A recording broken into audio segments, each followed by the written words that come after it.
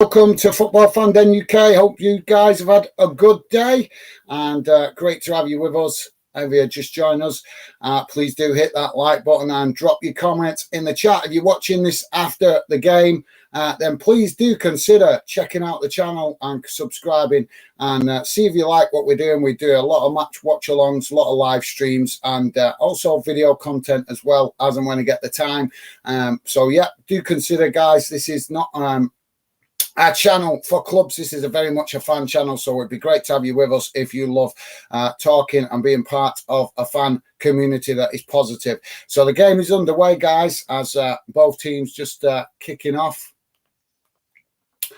And we'll just share this team news with you guys. Just bear with me a second.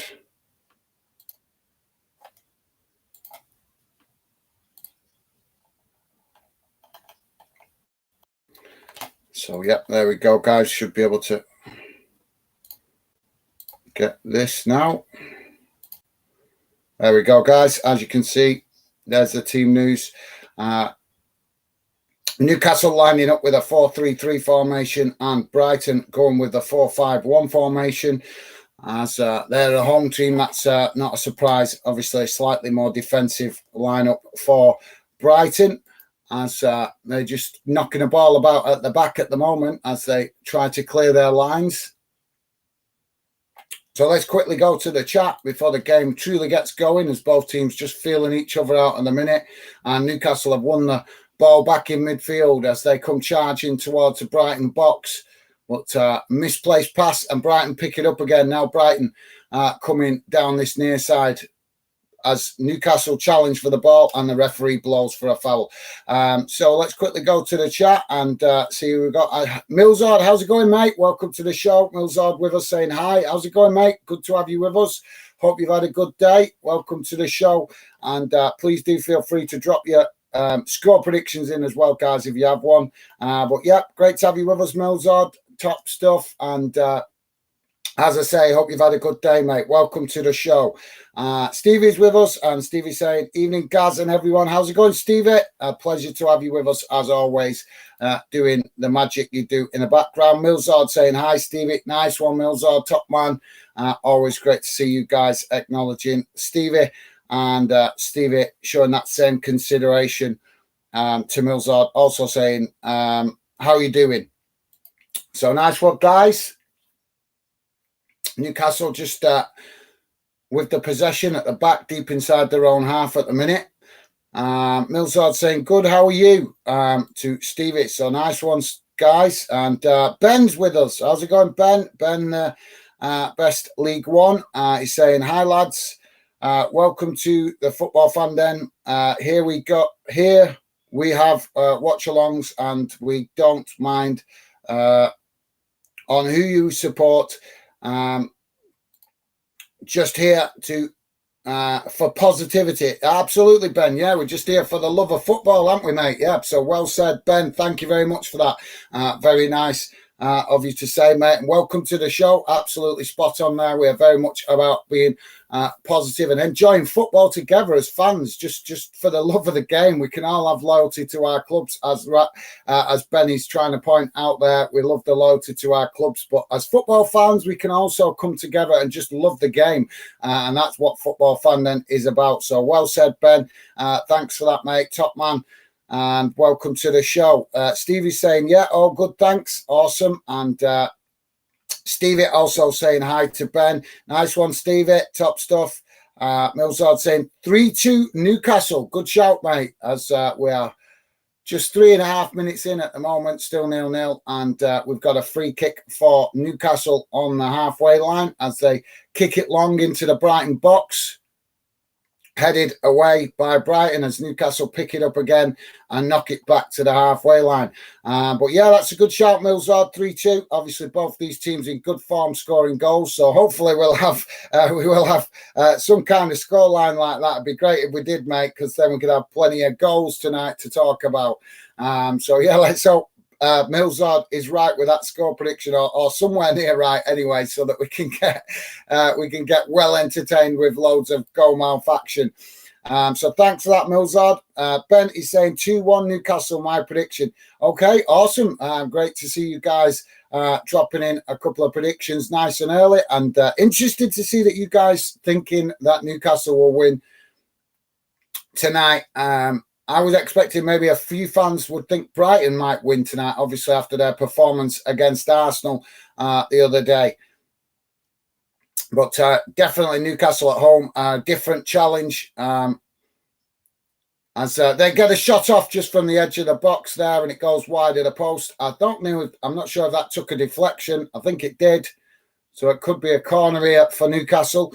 But yeah, thanks for that, Milzard and Ben. Great shout from you guys with a score prediction. Awesome stuff. And both of you guys prediction both goals at both ends. So let's hope that is right. So we're in for a treat, guys. That would be awesome, wouldn't it? To have an end-to-end game with goals at both ends. As Brighton now try to play out from the back, but Newcastle defending well, challenging there, and defending from the front as they knock the ball out on this near side. So throw into Brighton. So some other games going on tonight, guys. Want to know your thoughts on those games. Obviously, West Ham, massive game for them, kicking off at 8 o'clock in the Europa Conference League as they're in the semi-final, and that's the second leg. As Newcastle get a shot off here, and it's deflected behind.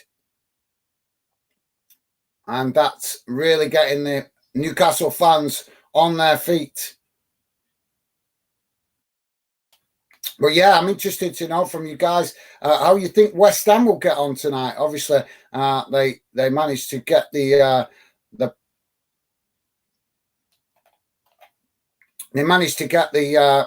precious victory they needed in the first leg, winning 2-1. But will that be enough to keep AZ Alkmaar at bay in that second leg away from home for West Ham? So we'll definitely be interested to know what you guys think of that. Also, Sheffield Wednesday taking on Peterborough tonight as well in the League One playoff. But I'm sure you guys are well aware of Sheffield losing the first leg 4-0. So much work for them to do if they're to turn that round tonight. But let me know, guys, do you think it's possible for Sheffield to turn that round, being at home tonight? Big ask to turn around a 4-0 deficit. But I'd be interested to know if you guys think it's possible for them to actually achieve that. Obviously, a lot of teams show their best football at home, don't they? So I think it'd be a playoff miracle, really, to do that. It'd be definitely in the record books if they managed to turn a 4-0 deficit around. I expect them to win tonight, Sheffield Wednesday, but I don't know if they can score 4 goals without reply. But let me know, guys, what your thoughts are on those two games. Big games, those, as I say, playoff and obviously semi-final for West Ham in Europe. As Newcastle keeping the pressure on here. They just had another effort in the box, but it's cleared. And now a strong challenge comes in on outside the box. And we've got the referee's blown for a foul here.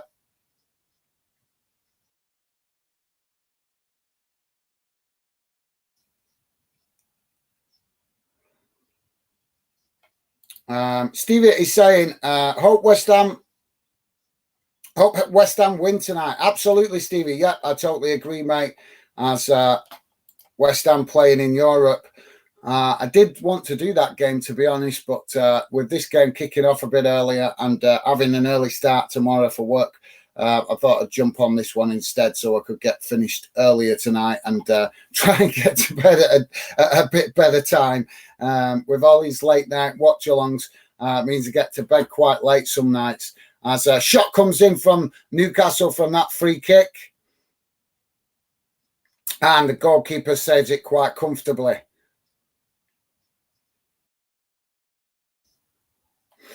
So, yeah, thanks for that, Stevie. And let's fingers crossed, mate. Let's hope West Ham can get the point of the goals they need, because I think they will need to at least get one away goal to score to secure that victory away from home tonight.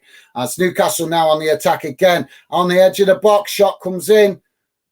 Oh, and it's a beautiful shot from Willock as it was played down that far side and cut back with a cross into the box. and Willock managing to get the shot off. Or actually, from the replay, I'm not sure if it. Just want to see who got the last touch of that. Yeah, it was Willock, but Brighton player close to him wasn't sure if that was the Brighton player that actually got the last touch of that. But no, so Brighton playing out from the back now, as they're just knocking the ball about in the midway inside their own half, chipping it forward, and now the referee blows for a foul just on the edge of the centre circle. So free kick for Newcastle just inside the West Ham box, right on the edge of the centre circle. And this will be a good opportunity for Newcastle to cross the ball into the box. Ben is saying, Gaz, did you know if West Ham win the Conference League, Emerson, their right back, will be the first player to win the Champions League, Europa League and Conference League? I think it will be 3-1 Sheffield win. 3-1 Sheffield win 3. Right, well, no, Ben, I didn't actually know that.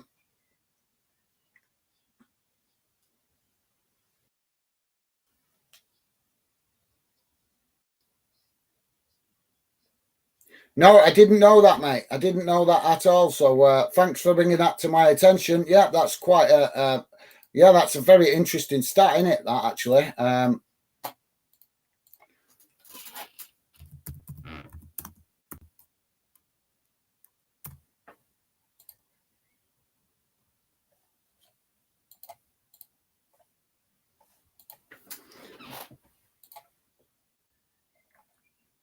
So I'm just checking. You said, so you're on about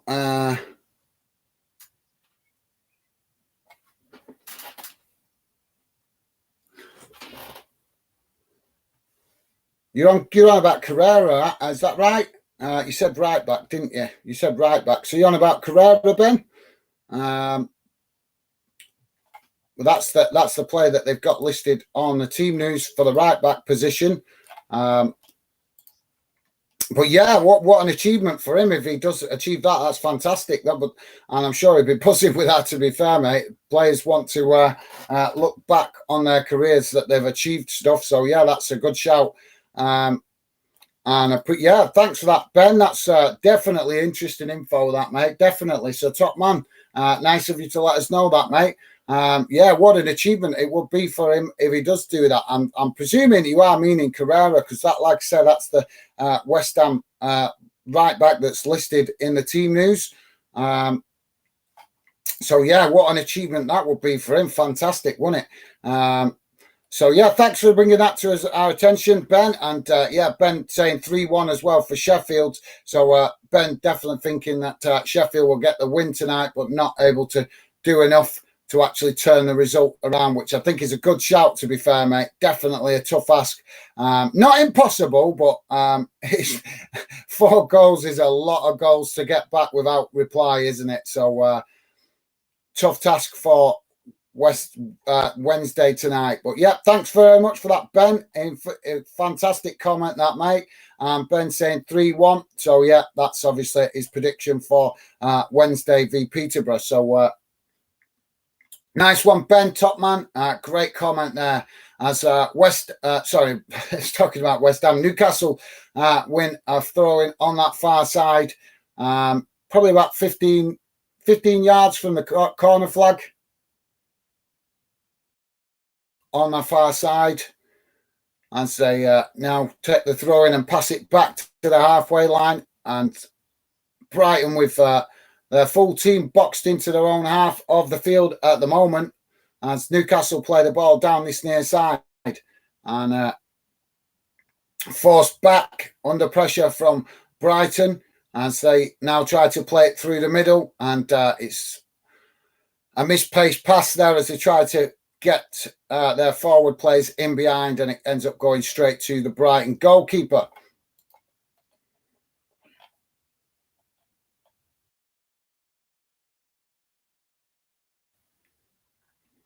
So Brighton now trying to play out from the back. as they manage to push up the field a bit now. Just knocking it about inside their own half on the close to the halfway line.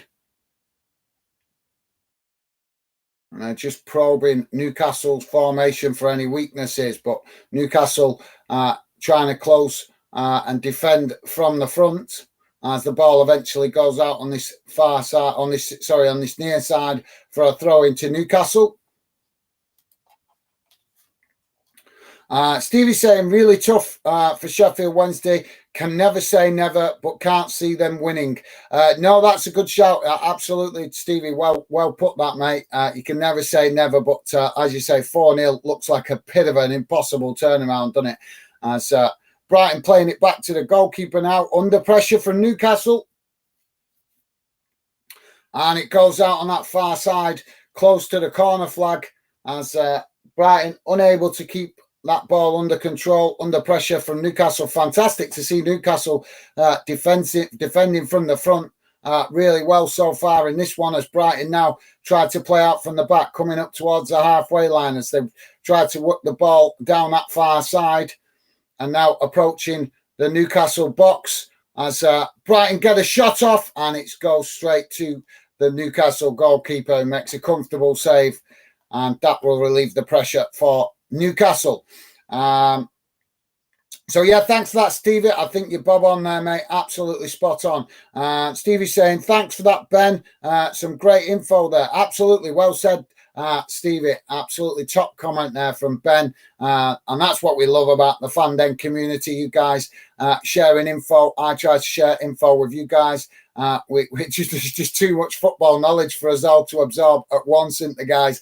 And that's one of the brilliant things about building a top fan community with you guys, that we can all share info and football knowledge and learn more. As football fans, we always want to learn more, so we've got that we're more knowledgeable about the game we love. As Newcastle have got a throw in on this near side at the moment. The referee's just blown the whistle. I'm not sure what he's waiting for here.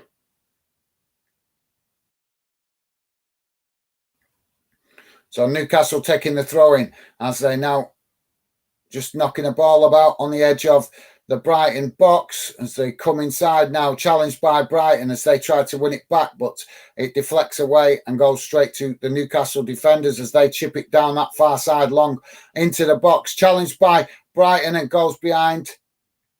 The ball goes out of play. I'm not sure if that's a corner. Claims for a handball in the box.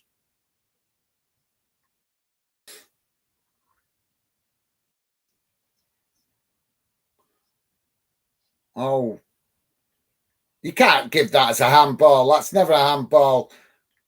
So they're trying to cut Brighton, trying to claim for a handball there as the ball ricocheted off the Newcastle player into the path of the Brighton player, who tried to kind of back heel it.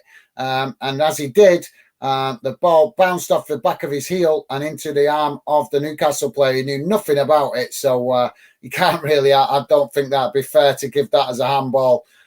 You've got to, the players have got to realise it's got to be obvious, a clear, obvious handball. You can't have handballs being given just for balls bouncing funny and hitting arms. If the players have got their hands by the side and they're deliberate, you can see they're trying to keep their hands out the way, then there's not much more that players can do other than have their hands tied behind the back, is there, guys?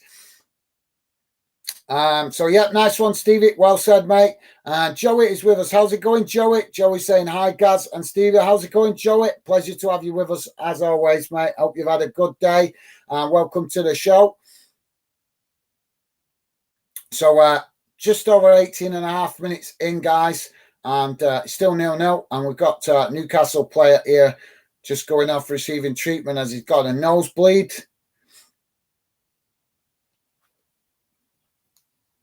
And we have a corner on this near side for Newcastle. Trippier to take it. Ball comes in. It's deep towards the back post as the goalkeeper jumps for it. And it's A lot of shirt pulling going on in that box. The goalkeeper did try to get a hand to that and didn't manage to, and it ball ended up bouncing out on the other side, and that will relieve the pressure for Brighton as they now play out from the back and work the ball out to that far side as they now work the ball towards the halfway line, challenged by Newcastle, and won a free kick there.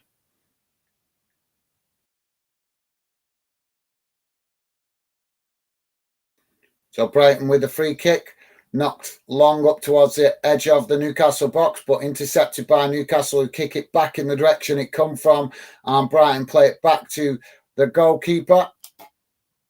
So, yeah, great to have you with us, Joey, and welcome to the show, mate. And Stevie, I welcoming you as well. Top stuff, Stevie. Thanks for that, mate.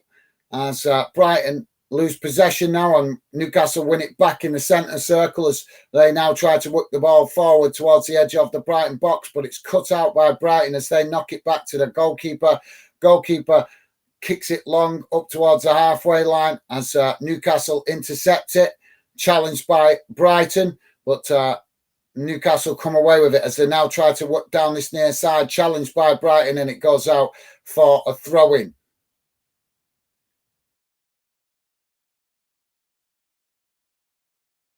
So Brighton with a quick throw-in as they try to carry on playing it down this near side, and again it deflects off a Brighton player. Another throw-in taken quickly this time by Newcastle as they work the ball back towards the halfway line and looking for another angle of attack as Brighton defending in numbers on this near side.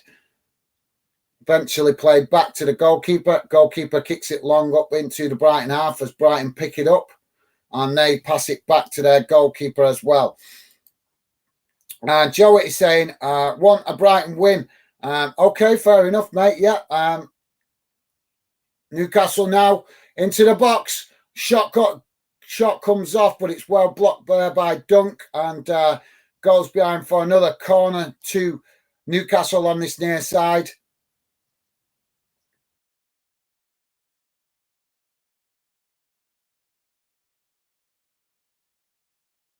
But yeah, thanks for that, Joey. Obviously, yeah, that's understandable as Newcastle dropping more points would be beneficial to Liverpool. As the corner comes in towards the near post and it's headed on and into the back of the net.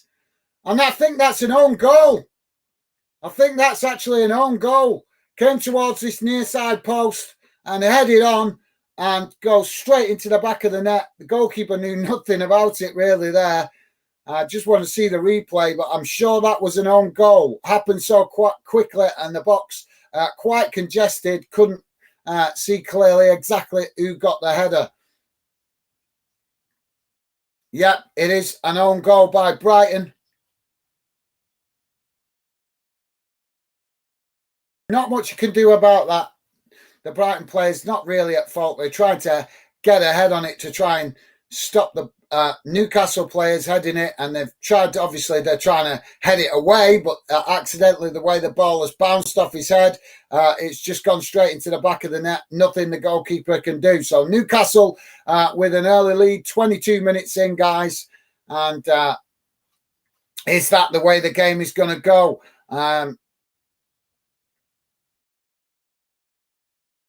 So yeah, thanks for that, Joey. And yeah, I've got to be honest, mate. I'm completely neutral in this one. I would love to see both of these two clubs, Brighton and Newcastle, have some European football next season. I think that would add some fantastic atmosphere. These two clubs starved of success, if you like, and I think that the Newcastle fans and the Brighton fans would absolutely relish the opportunity to go travelling around Europe. So Brighton now with the possession in the centre of the park as they now work it out to this near side, challenged by Newcastle, but a foul eventually comes in as Brighton tried to play it into the centre of the park, but challenged by Newcastle, and that will be a free kick.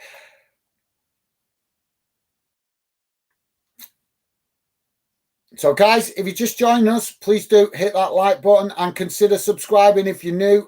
We are very much a fan channel, not a club channel. We would love you guys if you love talking football and just enjoying talking with fans positively. This is the channel for you guys. Please do consider subscribing and see if you like what we are about and what we're trying to build here. As this got now this free kick for Brighton on this near side, I would say probably about 8 yards from the halfway line, as Brighton choose to take it short and now across into the box as the goalkeeper comes out and gathers it rather comfortably and relieves the pressure for Newcastle. And Joey saying, I spoke too soon, laugh out loud. Well, maybe, I don't know, mate. Not really. You're just expressing, obviously, who you want to win. And obviously, that's... I think you, obviously, from getting to know you, Joe, I think you'd like to see Newcastle also in Europe, but obviously not at the expense of Liverpool missing out on Europe. But I've got to be honest, it does excite me seeing that the thought of seeing Newcastle travelling around Europe. I think their fans would definitely bring some atmosphere to some of the European games, wouldn't they? And can you imagine the likes of Real Madrid and Bayern Munich and Inter Milan travelling up there to play a game in Newcastle in the dead of winter? That'd be quite interesting, wouldn't it, guys? They get some interesting weather up there in the dead of winter. I don't think some of those big European clubs would like it.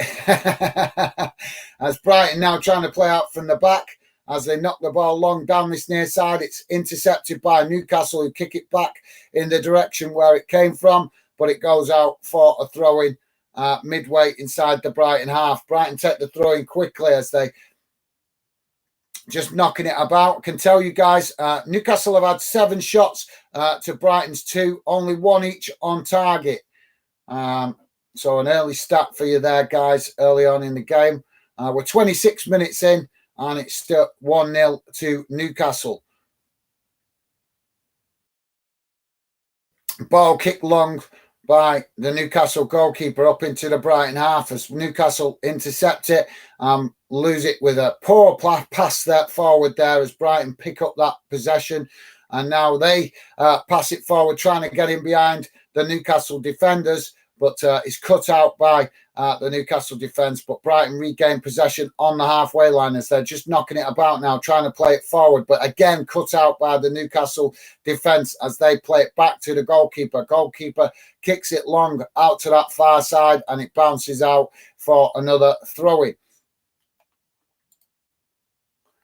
Joey is saying, so true, Gaz. Would like to see both clubs in Europe, but not above my team. No worries, mate. No worries. I thought that would be the case, mate. Yeah, definitely understandable that. And I love seeing Liverpool in Europe, mate. Absolutely love seeing Liverpool. Something special about Liverpool when they play in Europe. And I do love seeing it from a football fan point of view. As an English football fan, they definitely travel really well, and their record of Liverpool in Europe is phenomenal.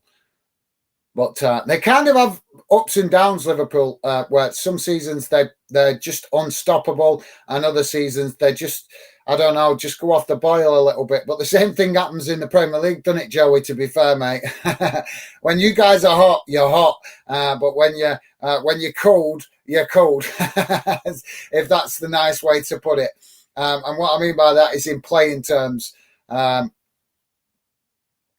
Liverpool are playing well, they're just unstoppable. But they do have them cold spells where they go off the boil, don't they? As Brighton now knocking it about inside their own half, pass back to the goalkeeper. It's a cagey game so far, guys. We had that early spell from Newcastle where they kept Brighton hemmed in for the first 10-15 minutes, searching for that first goal. Eventually, since they've got that, it's been a bit more of a cagey affair. But Newcastle now coming charging into the box as it's challenged by Brighton. And Brighton, that was a fantastic run into the box. And now we've got a foul and claims for a penalty. Claims for a penalty here. We'll have to see what the referee's going to decide here. It wasn't for the first challenge, it was for the second challenge.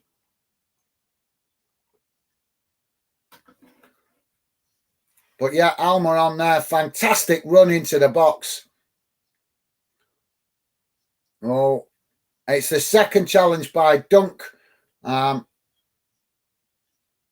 the Newcastle number 9. And it's a difficult one, that, for the referee. It's whether he got contact with the ball. And the VAR check's complete. No penalty. So throwing on the far side for Brighton as they knock it up towards the halfway line. And now try to keep possession, playing through that press of Newcastle. But strong challenge comes in from Newcastle, and that's a foul. And a yellow card as the Newcastle player there with a yellow card, not happy with it as he's challenging the referee and claiming that was his first foul. Yeah, I don't think he can argue much with that. He didn't get the ball, took out the player, and it's Bruno Camara not happy with the referee giving that yellow card to him there.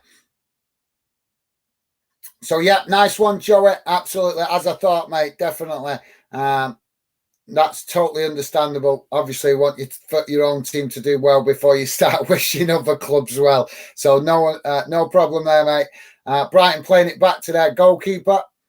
As just pushed back. And the press from Newcastle tonight is fantastic, guys. Really pressing well from the front as Brighton trying to play out from the back. But Newcastle have won it again out on this near side before kicking it out. And that will be another throw-in.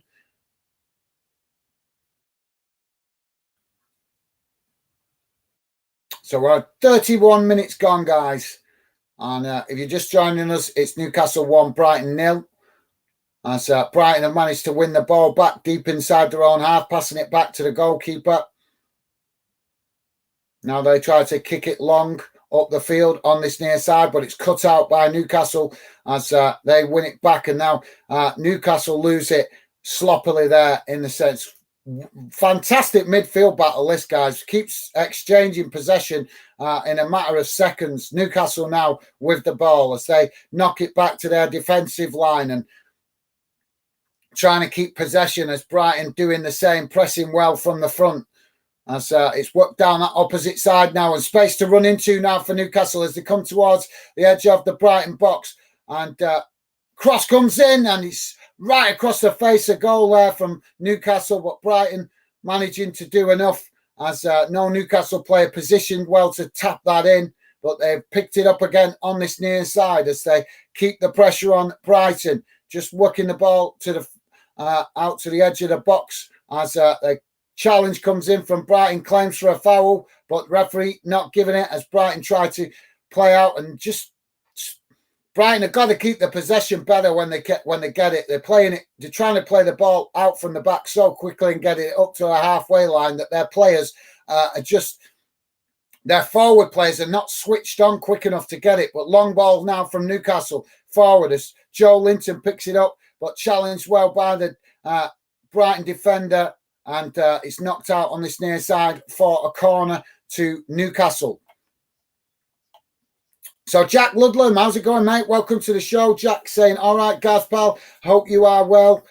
We'll be getting some pictures of the car soon, just not doing it now as I've only just got the car. No worries, mate. No worries yet. Obviously, you want to give it a wash and, scrub up the wheels and all that stuff. But yeah, no worries, mate. I'll check that out when you upload it on social media.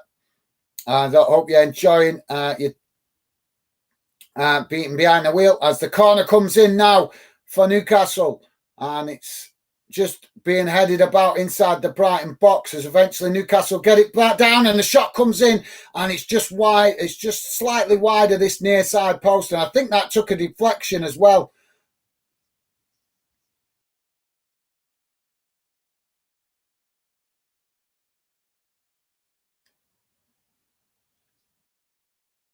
That was beautiful effort, really. But like I said, just wide, only slightly, marginally wide of this near side post. So another corner here for Newcastle on this near side.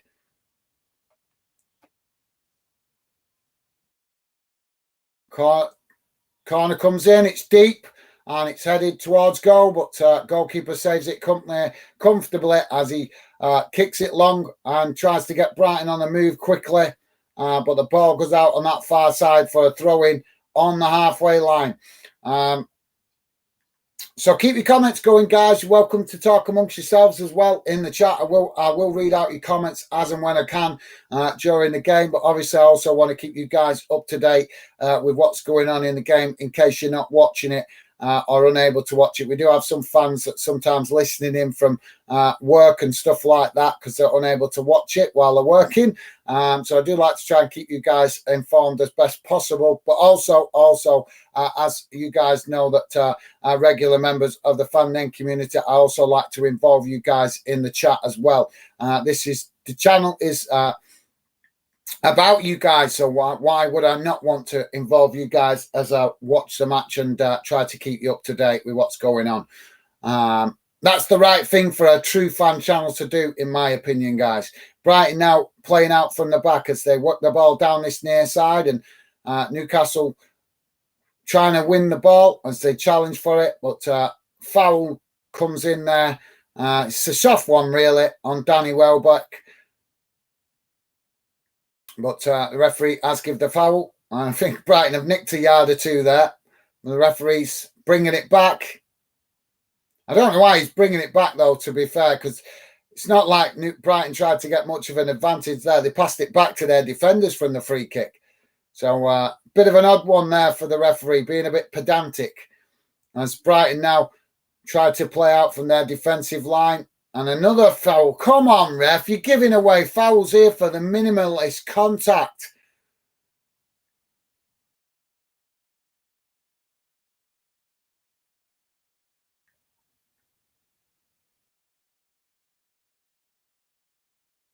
So Brighton now with a free kick as they've chose to pass it back to their defensive line and now work the ball out to this near side as they come towards the edge of the Newcastle box. But Newcastle for defensive formation looks good so far as Brighton switch it out to the opposite side and now looking for an opportunity to get across into the box as eventually a shot comes in from that far side, but it's a bit high and goes out of play. And that's a bit of a missed opportunity there for Brighton. I think they should have crossed it into the box rather than took a shot from that far side. But some players just want the glory, don't they, guys? So, yeah, thanks for that, Jack Ludland. Welcome to the show, mate. And, yeah, I hope you're staying safe behind the wheel, mate. And, yeah, no worries. As I say, I'll check out your pictures when you upload them on social media. But great to have you with us, mate. Welcome to the show. So goal kick now for Newcastle as the goalkeeper kicks it long out to this near side. And it's cut out by Brighton as they pass it back to their defensive line, but Newcastle challenging for that ball, and it's gone out and goes behind. And I think that's a goal kick for Brighton.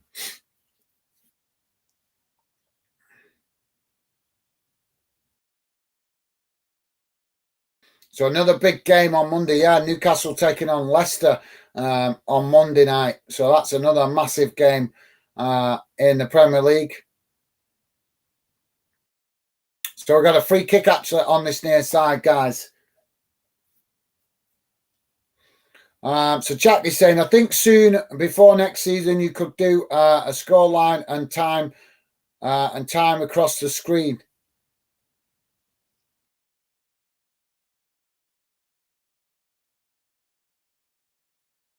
Yeah, I think I know what you mean, mate. Yeah, well, we're working towards. I'm working towards improving the channel at the minute. Obviously, it's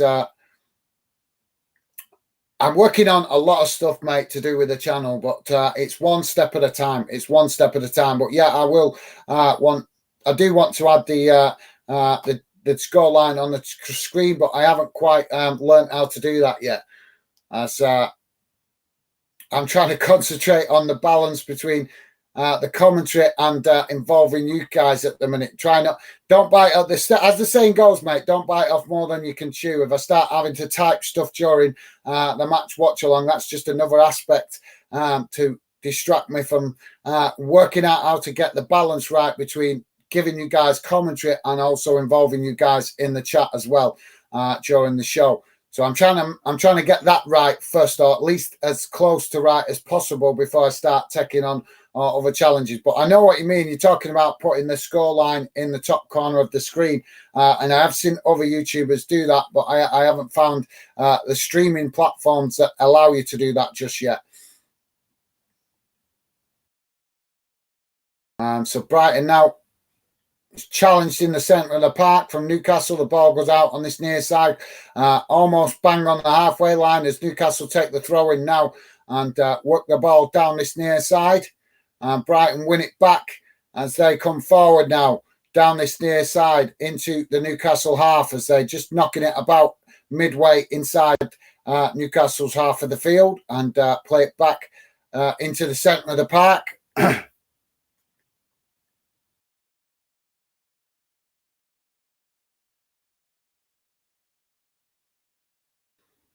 So Newcastle now win it back as Brighton, with some sloppy play there, passing it through the middle. And now Brighton defend as Newcastle kick it up into their half, and the goalkeeper comes out to knock it back in the direction where it comes from. Sorry, guys, I've been suffering with hay fever a bit today, so if I sound a bit funny, it's because my sinuses are all a bit bunged up at the moment through the hay fever. So, yeah. Apologies for that, guys, if I don't sound as fluent as I normally do. So we've got another foul here, and Newcastle awarded a free kick. I'm not impressed with this referee with these fouls. He's giving away some really soft ones here.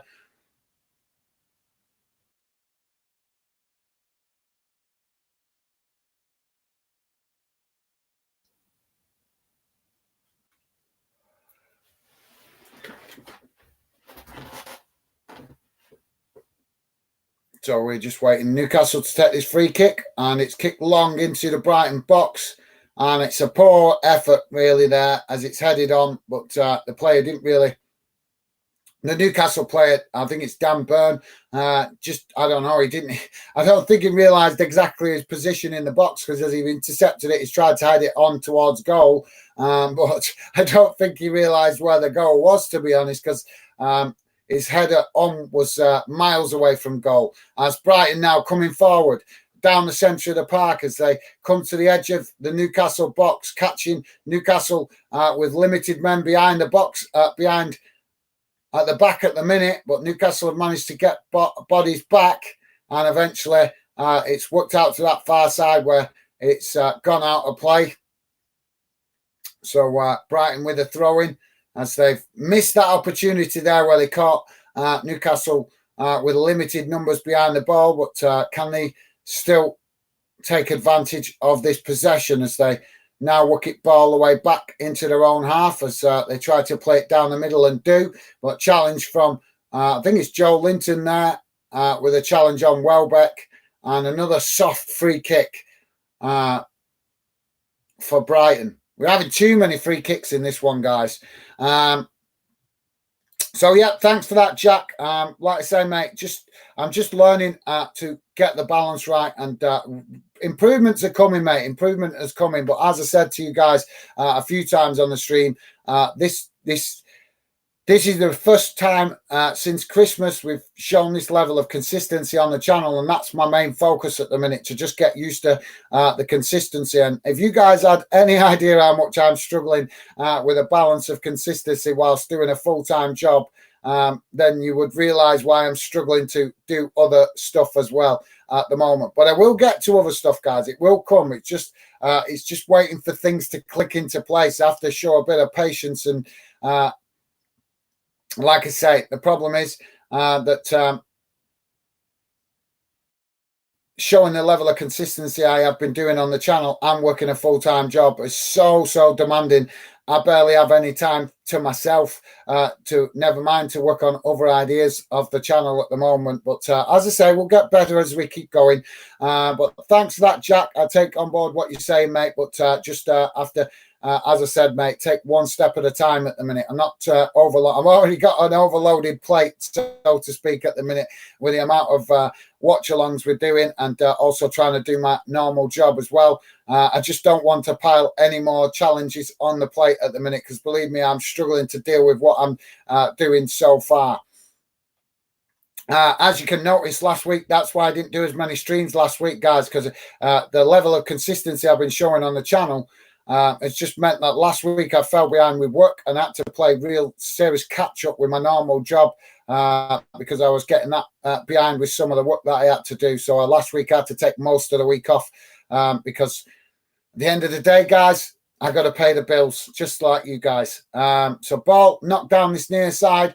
But thanks for that, Jack. As I say, mate, do take on board what you're saying, and we will be doing that in the future, hopefully. Just like I say, mate, one step at a time. Jack saying, spent the other day cleaning it, just getting all settled in it first and getting used to driving before I get some pictures. No worries, mate. Yeah, no worries. Probably easier for you to do it at a weekend when you've not got work commitments and stuff like that. But yeah, no worries, mate. Just drop me a message on social media when you've uploaded it, and I'll certainly take a look, mate. As Brighton trying to get in behind the Newcastle defence there and managed to, but last-ditch challenge by the Newcastle defenders and the ball has ricocheted away. So 2 minutes added on, guys, at the end of this first half. Please do drop your comments in so we can I can come to your comments in the halftime break. So yeah, thanks for that, Jack. The ball kicked long up the field by the Newcastle goalkeeper. As Newcastle player there gone down with a coming together off the ball. As Newcastle now charging forward. And what is he thinking there? The Brighton player challenging from behind. You're going to get a yellow card. Nothing to complain about. How foolish are players sometimes with these challenges from behind? You might as well just go up to the referee and just ask him for a yellow card. That's a really poor one, that. Really poor. So, yeah. Denzi, the player for Brighton in the referee's book there for that challenge from behind. It's a really poor one. And as I say, Joe Linton also going down, just run into Brighton player and took the brunt of that in his chest.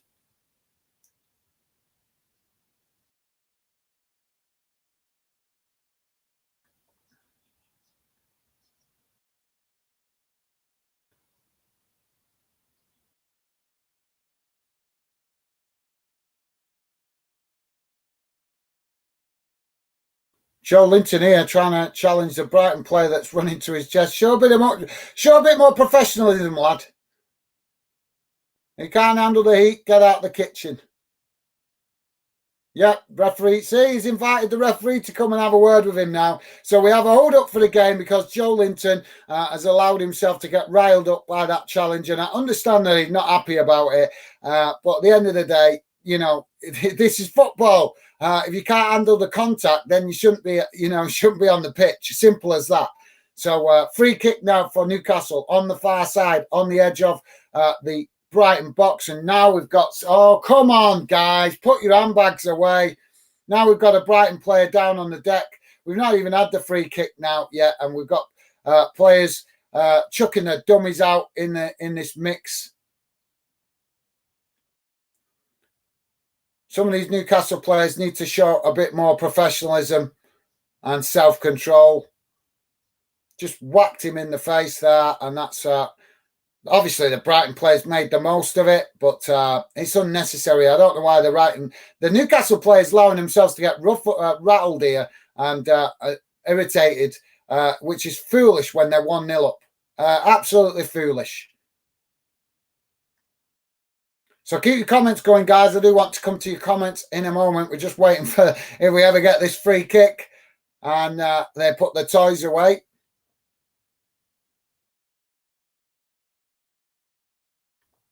Do these players realise sometimes that kids are watching them and look up to them? It's shocking, isn't it, sometimes, how immature they behave. Cross comes in, and it's a goal! Goal for Newcastle, second one of the game.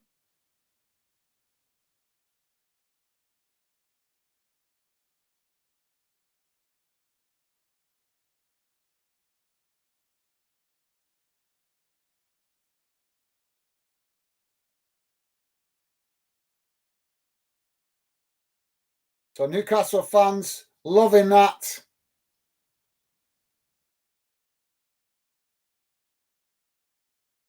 And it's Burn that scored it. I think we're going to see when the game restarts. That should be the last kick of this half. But yeah, the cross came in. Cross came in to the box. And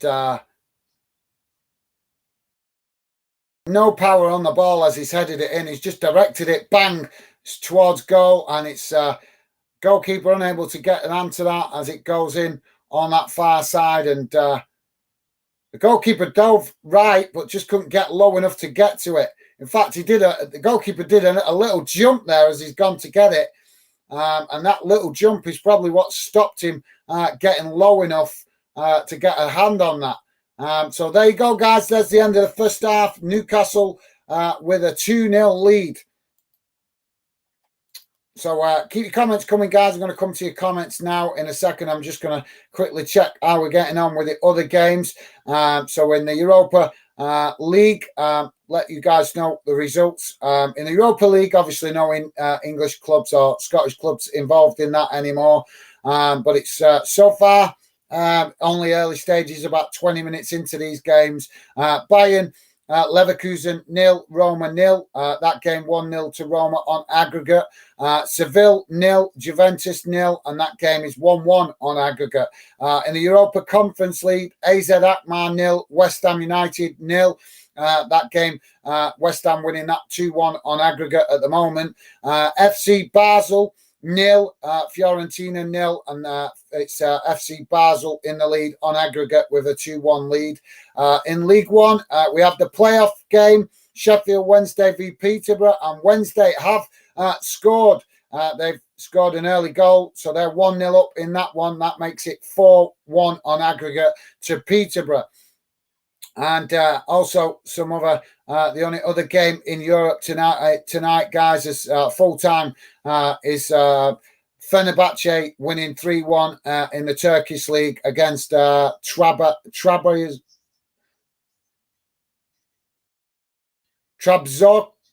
If that's what they're called. Apologies, I'm not reading. I don't think I'm reading that correctly, but yeah. So there you go, guys. That brings you bang up to date with the games around Europe and in the UK. So let's come to your comments and see what you guys are saying. Jack is saying spend the other day. I read that comment, didn't I? So yeah, thanks for that, Jack. Jack also saying Wednesday have scored in the 9th minute against Peterborough, 5-1, 5-0 comeback.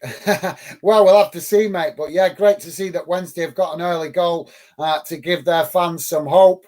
So yeah, thanks for that, Jack. And Jack also saying, quite true, pal. One step at a time. Nice one, Jack. Top man. Appreciate the understanding, mate. Yep, I'm definitely working to improve as we go along, guys. But like I say, just got to take it one step at a time at the minute. I'm just struggling. Like I said to you guys, this time of year is when I get a lot of work because my job is very much don't get me wrong, I get work in the winter as well, but my job is very much where I get more work when the good weather turns up. So I'm really struggling at the minute to find that to balance the time between working and keeping the consistency with YouTube. So I'm just taking the time to explain that to you guys so you know why I'm struggling.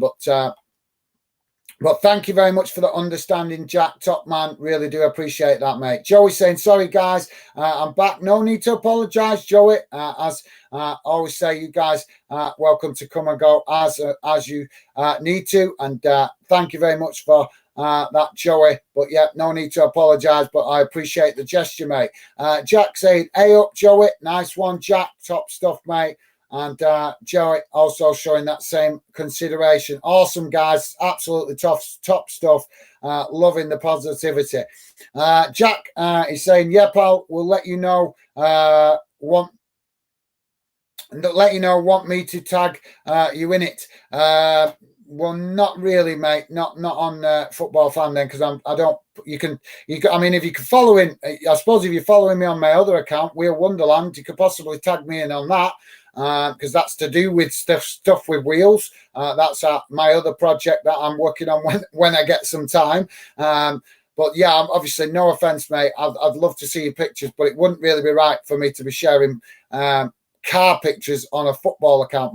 My account on social media to do with Football Fan then is about football.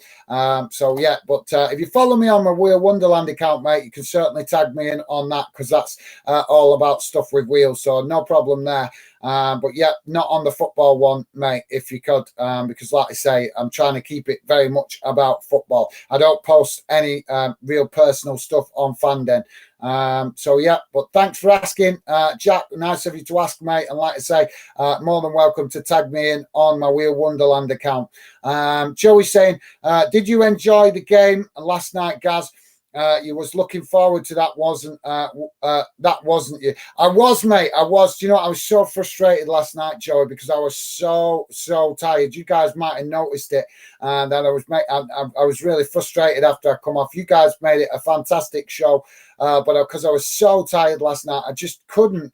I just felt like I couldn't get in my flow with them, you know, giving you guys good, you know, decent match commentary. I did the best I could, but like I said, I was so tired last night. I just really struggled to get my focus, and I felt like I was battling it all the way through the game. But yeah, I did enjoy the game, mate. Certainly enjoyed the result anyway.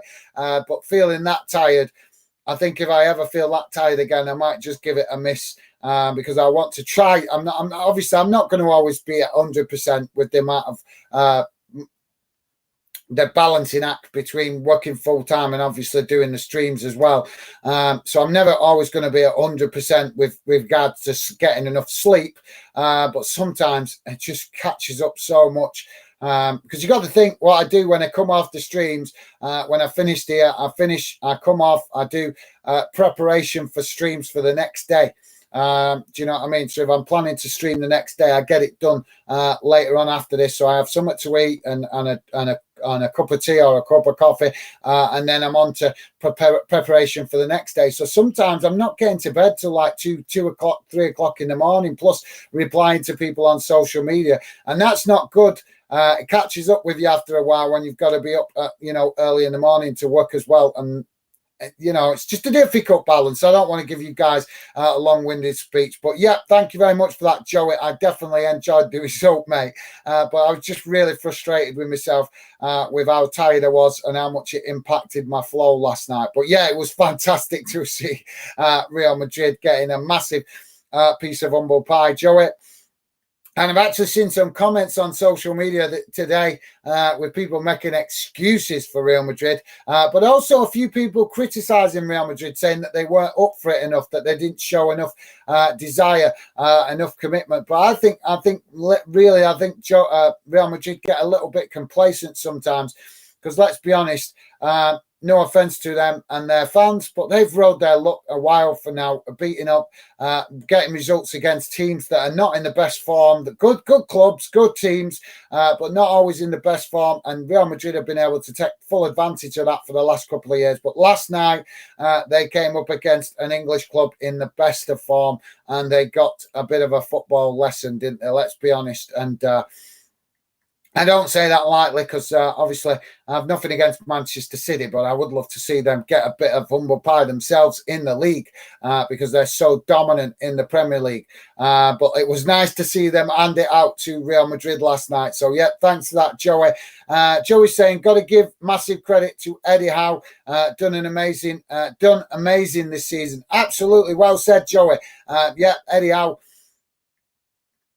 is doing a fantastic job, and so is the Brighton manager as well. I'm quite impressed with him because, as I did point out last night, guys, when a manager leaves the club that's been doing well, as we saw with the Brighton manager going to Chelsea earlier in the season, it's sometimes really difficult or a lot of the time, it's really difficult for the manager that comes in and takes over to basically pick up and keep that momentum going. But he has managed to do it, and we have to give him massive respect for that because, like I say,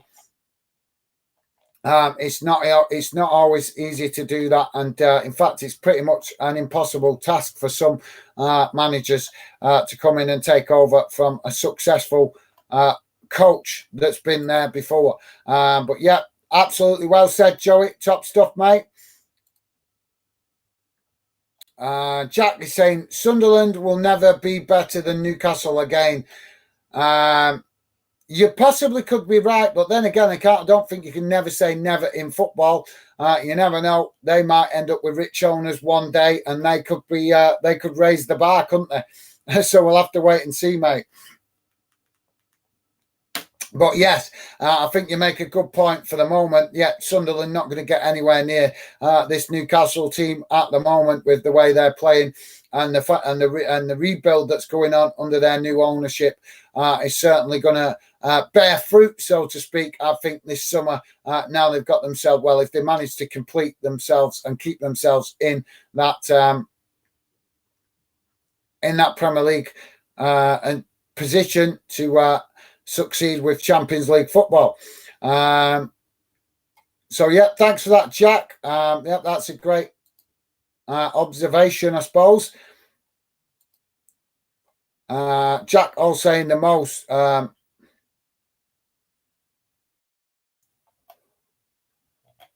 Okay, mate, thanks. And I think it's gone back to the beginning again here, hasn't it? Stupid thing.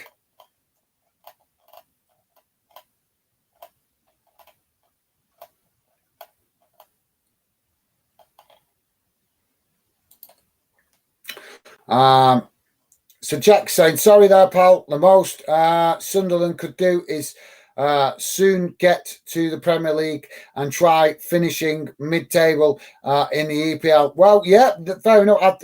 Mate, if Sunderland get back to the Premier League, as we know in derby games, obviously Newcastle will build a strong team, but I think you can still see upsets. You can still see upsets, can't you, in derby games?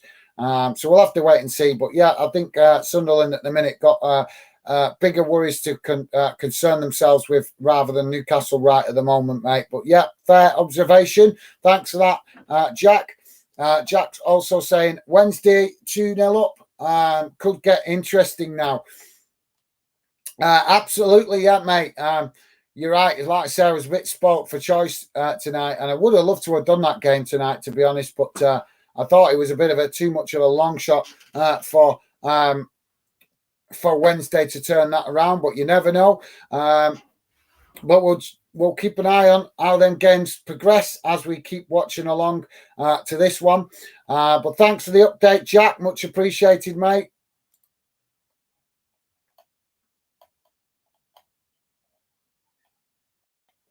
So yeah, that reduces the deficit now, and 2 goals up for Wednesday. That's half an hour in, so if they can score 2 goals half an hour in, they can certainly score another 2 in the final hour of the game. So we'll have to keep an eye on that, won't we, guys? Rich Post Sports, welcome to the show, mate. Rich Post Sports saying, evening, guys, one and all. Have you ever got bored of football? Personally,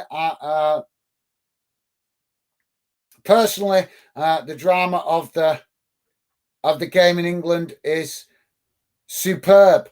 Have I ever got bored of football? I've got to be honest. I suppose I have a little bit. At one point, when Bolton dropped out of the Premier League, it went from bad to worse to worse. And when we just kept losing. Once we dropped out of the Premier League, The first season, I got right behind my team, but then we kept losing and losing and losing, and it just got worse. And then all the administration problems, and we just got losing. And I think when you watch your club go through that kind of turmoil, where you can't buy a win, and they just fall down the leagues, going from, I mean, you got to think Bolton dropped from Premier League, and not all in quick succession, but dropped from Premier League, Championship, League One, and then down into League Two. That is difficult for any football fan to sit and watch that. For you watch your team drop down 4 divisions. And when that happened, yes, I did. I've got to be honest. For a couple of months, I did get a bit frustrated and not fall out of love with football. But it gets when you watch your team lose like that so consistently, just dropping out of every league. Dropping out Premier League, that's fine. Dropping out the Championship, not fine, but you can deal with it. But then dropping out of League One as well into League Two, that was when it got a bit too much. It was like, hang on a minute, this is getting to the point where it starts to play with your mental health. You know what I mean? You start to feel like the way your team's playing is starting to affect the way your life's going as well. So yeah, I think that's the one point in my love of football where I did probably lose a little bit of interest, but just simply, like I say, through dropping down into league from Premier League into League Two, I think that's too much for any fan to sit and watch in such a short space of time. Like I say, it plays with your mind. It plays with your mind. You start to feel like your life's going that way, where your life's going on the downward spiral because of and you start to connect that with your football team as well. So great question, Rich Paul Sports. I suppose if I'm totally honest, yes, probably a bit during that time, but no, I was just itching for Bolton to get back to winning ways. But like I said, I think any fan watching the team drop down that many divisions is going to struggle to deal with that, because it's going to get in your head, and it did. It did for me. It got in my head. I started to not look forward to watching my team play. So it started to get so cynical that I predicted them to lose because I knew that they were playing that bad.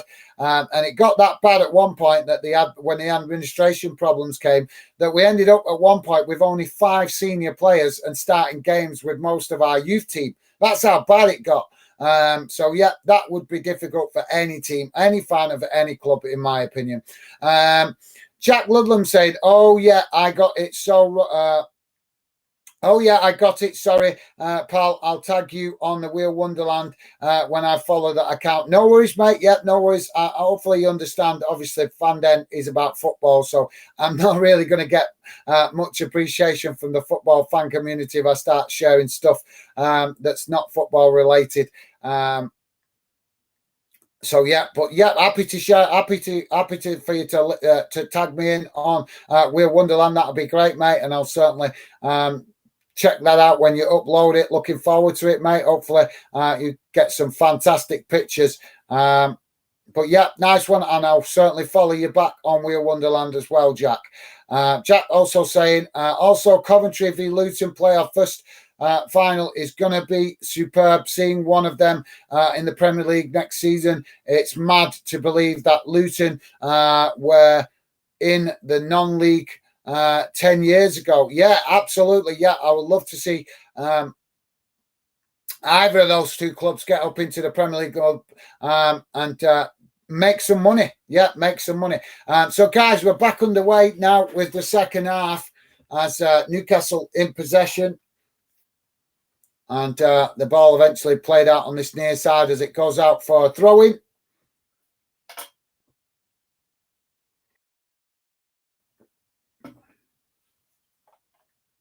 But yeah, thanks for that, Jack. As I say, mate, definitely looking forward to seeing your pictures there. Jack also saying, and Coventry haven't been up in the 20 years, up in like 20 years. It'll be exciting season. One of them up next season, and if one of them play Forest in the Premier League next season, if Forest stay up, it'll be a mad game. Absolutely, yeah. Well, from my point of view, mate, I'd just love to see both of those clubs go up to get some investment. But this is what football's come to, guys. That we now need to see clubs try and get a spell in the Premier League to get some serious investment. And believe me, most EFL clubs are desperately in need of that investment. The question is, when they get it, how do they use it? Don't go, for me, I think they should get their house in order, pay bills, get the club in a better financial footing while you've got that big paycheck coming in, and then worry about investing in players. As Brighton now with a possession on this near side. But yep, Jack, you're absolutely right. Be fantastic to see either of those two clubs reach the Premier League. As Brighton knock it out of play on that far side now.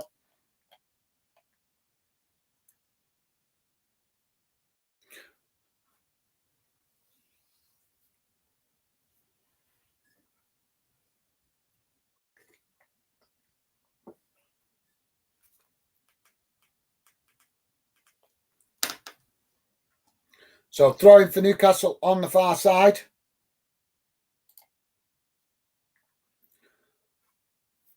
As they switch the ball out to this near side now. And Trippier kicks it long down this near side as Newcastle now come into the box. But good defending there by Brighton as they manage to intercept it and challenge and win the ball. As they now come forward towards the halfway line, kick long, but cut out by Newcastle's defence as they now come forward. And a ball in behind as Newcastle now come into the box. But yet again, last-ditch defending by Brighton wins the ball back as they now play out from the back. But neither team doing really well here at keeping possession in this one. Oh, the hay fever's driving me nuts. Sorry, guys. Maybe that might help if I don't have my microphone right in my nose, because that's probably not helping. Although it doesn't matter. I've got a big enough hooter that you could probably use it as a replacement for the big one at Blackpool. One of the slopes. As Newcastle now come running into the box. Brighton challenging for it, forcing Newcastle towards the corner flag. And Newcastle with a shot on goal as it was crossed into the box there. And a good save there by the goalkeeper, keeping it out. But that was a great opportunity for Newcastle. And Jack is saying, will be interesting with Newcastle in the Champions League next season. Certainly will, mate, but they've still not secured that 100% they need to get the win tonight. They're on course to get it, but yeah, they will definitely need the 3 points to give them more of a guarantee of getting that Champions League spot. As Brighton now with the possession. Played through the middle, in behind the Newcastle defence. Brighton now with a shot, and it's a goal! Brighton have pulled one back. Beautifully played down the middle there and in behind the Newcastle defence. And maybe Newcastle there just caught out.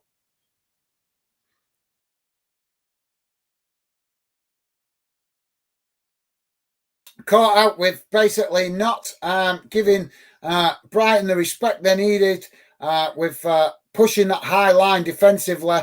And Brighton have took full advantage of that. And now we're having a VAR check. But for me, that was no question of a goal. That was definitely a goal, in my opinion.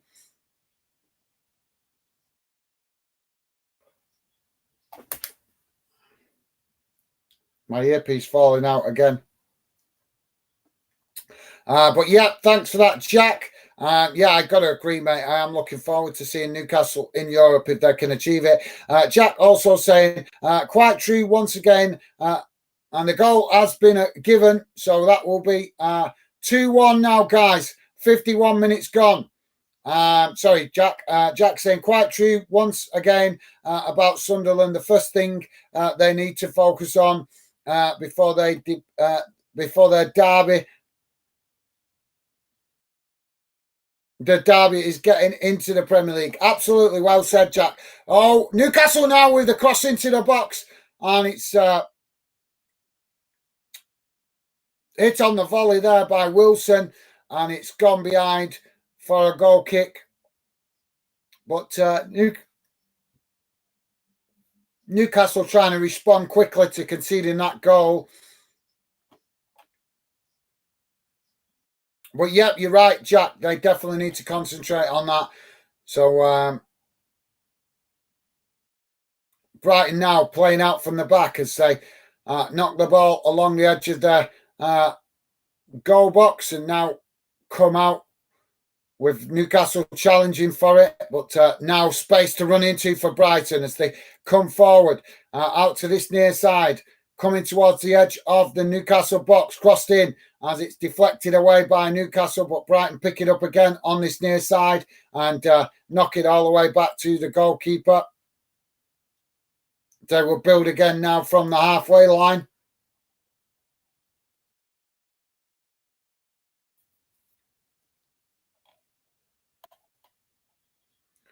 And now Newcastle coming forward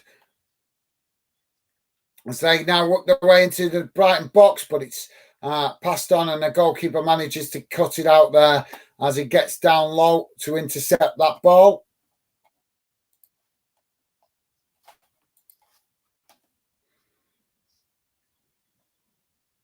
So Brighton now with the opportunity to play out from the back. Jack saying rapidly falling out of love with football like John Coleman. Okay, mate. Is that you are rapidly falling out of football? I'm not understanding that, mate.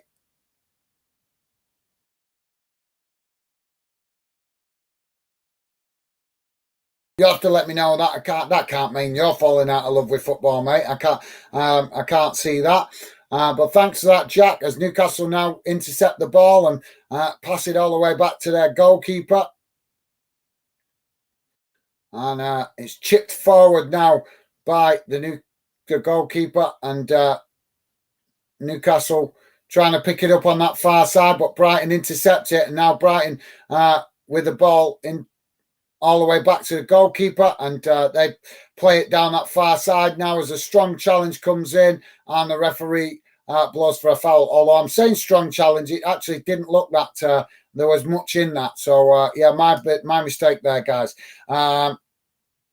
Jack saying, only joking, pal, just a friendly joke. Okay, mate, no worries. I thought that was a bit of a strange one, but thanks for that, Jack. Stevie's saying, agree, Jack. Looking forward to Newcastle in the Champions League. Be interesting to see what other clubs make of them. Hope they do well. Absolutely, well said. It's going to be definitely going to be interesting to see the likes of Inter Milan and Bayern Munich. Although Bayern Munich probably used to bad weather in Germany because they get a lot of snow in winter. But definitely some of the Mediterranean countries like Inter Milan, Greece, and countries like that. Sorry, I'm saying Greece, Italy, Spain. Them kind of clubs are not used to playing in the cold weather that you get in Newcastle. So that will be an interesting one, won't it? So we're about to have a substitution here, guys. I think it might be a triple substitution here for Brighton.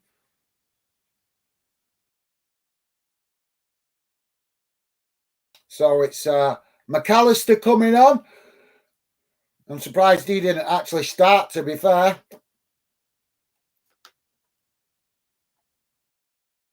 Danny Welbeck coming off. And Ferguson coming on. So, yeah, it's McAllister, NCO, and Ferguson coming on. Gilmore, Bunot, and Welbeck going off. I'm not saying. I think I got that Bunot, however you pronounce it now. I think I pronounced that wrong then. But we got. Oh, come on, ref. We got another yellow card issued to a Brighton player for a challenge on Joe Linton. Come on. That was poor. They were just, yes, the player stood on his foot, but it's not intentional. It's completely accidental as they both challenged for the ball. Pascal Gross, the Brighton player, in the referee's box. So free kick on this near side for Newcastle. Trippier out on this near side to take it midway I'd say just short of midway inside the Brighton half of the field. So maybe a little bit too far out for a shot from this, but a brilliant position for a cross into the box. as Trippier now stands over the ball.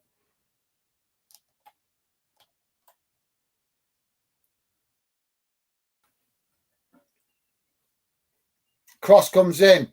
It's deep and headed back towards goal by the Newcastle player at the back there, cleared by Brighton as Newcastle pick it up on the halfway line and knock it down this near side, and now coming towards the edge of the box as he pulls over the Brighton player there.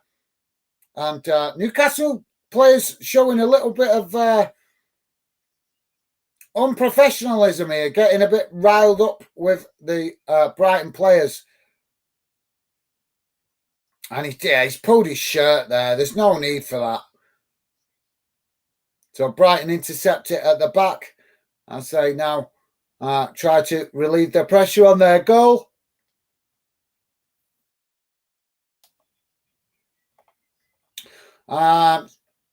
So, yeah, thanks for that, Stevie. Yeah, I'm definitely looking forward to seeing Newcastle in the Champions League. Jack saying, yep, Stevie, yes, Stevie, pal, I reckon they can do some stuff in there. I reckon they'll get to the knockout stages. I reckon last 16 quarterfinals, in my opinion. Yeah, well, I think the most interesting thing with Newcastle getting Champions League football, mate, is going to be seeing how they flex their financial muscles this summer. Because if they get that Champions League spot, I think that is coming earlier than they expected, and that will give them so much power. Sorry, guys, there's a break off Brighton with an opportunity there, but they've lost it on the edge of the Newcastle box, and now Newcastle trying to play down this near side as one of their players has gone down. I think he's pulled his hamstring here.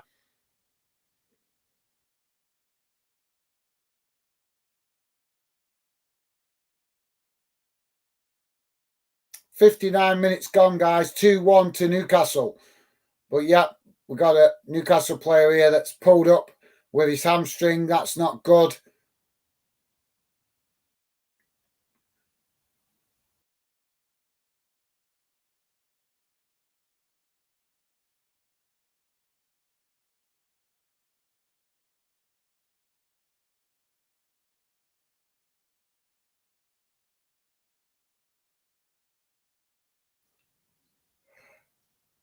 It's Willock. It's Willock that's pulled up with the hamstring.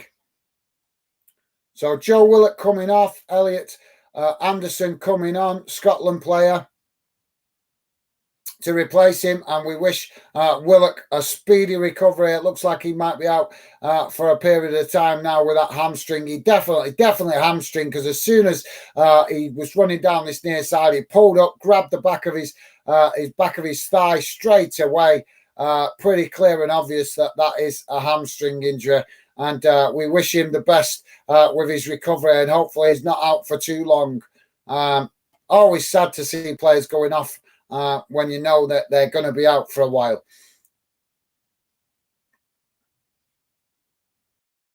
So, yeah, that's a good shout, Jack. I think you're right. It could be interesting. But like I said, for me with Newcastle, the most interesting thing at this moment in time, not saying I'm not interested in what they're going to do in Europe, I am. But I think the most interesting thing is that European place, as I was trying to say before, if they get it, that Champions League spot, that is going to put them in a real powerful position in the transfer window. And they've got money to spend, as we know. Ball kick long out to this near side as Brighton pick it up, and now Brighton play it forward. They're trying to get the ball through the middle there, in behind the Newcastle defence, but the Brighton player's not reading that well, and it goes straight back to the Newcastle goalkeeper. So Newcastle keeper now kicks it long out to this near side, up towards the halfway line. Out to that far side, apologies. And another challenge comes in there and claims for a foul. So Joe Linton on the ground at the minute. Oh, it's a coming together clash of heads as they both went to head the ball.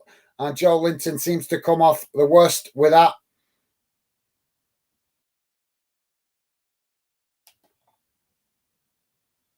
But yeah, Jack, you're right, mate. Like I said, we know when clubs get them Champions League positions, it gives them so much power in the transfer window, doesn't it? It gives, because as we know, certain players will not go to a club that doesn't have Champions League football. So that's what I mean. It's going to put Newcastle in a really powerful position. It's going to be interesting in it because they're going to be able to challenge Man City, Liverpool, Man United now for the best of players in the transfer window. Something that last season seemed inconceivable for at least for the short-term future. Not that Newcastle couldn't, just because of that Champions League football, because a lot of players would want Champions League football, the kind of players that Newcastle are going to want to get anyway.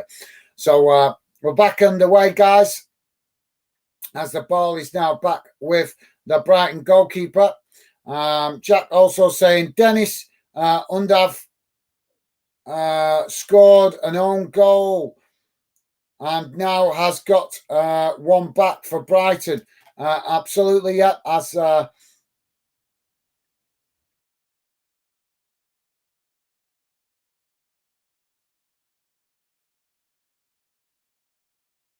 it wasn't an own goal, though, was it? But yeah, thanks for that, Jack. Stevie's saying, yeah, good shout, Jack. They'd definitely be up for it, I reckon. Oh, yeah, they're going to cause some upsets, I think, in Europe, definitely. Well said, Stevie.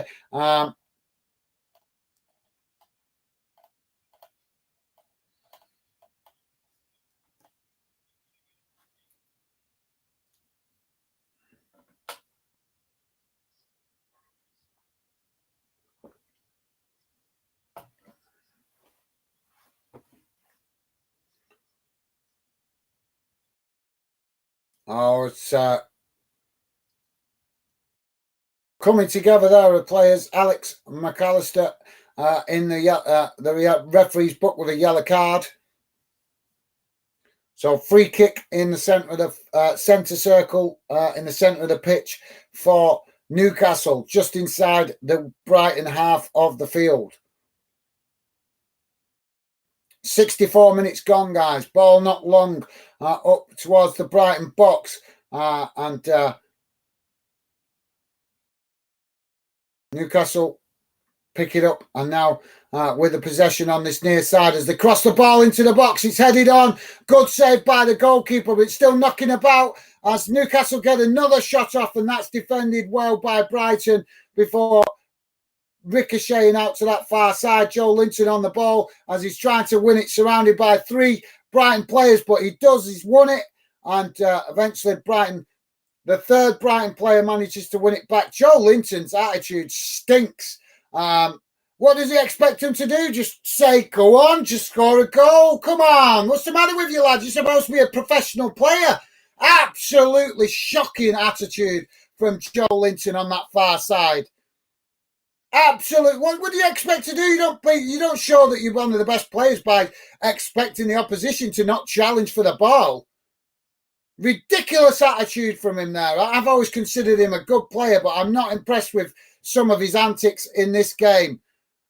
Really disrespectful towards Brighton that he's getting the ump and now been involved in a few handbag issues. It's pathetic from such a high-profile player that should show more professionalism. Absolutely disgraceful from Joe Linton.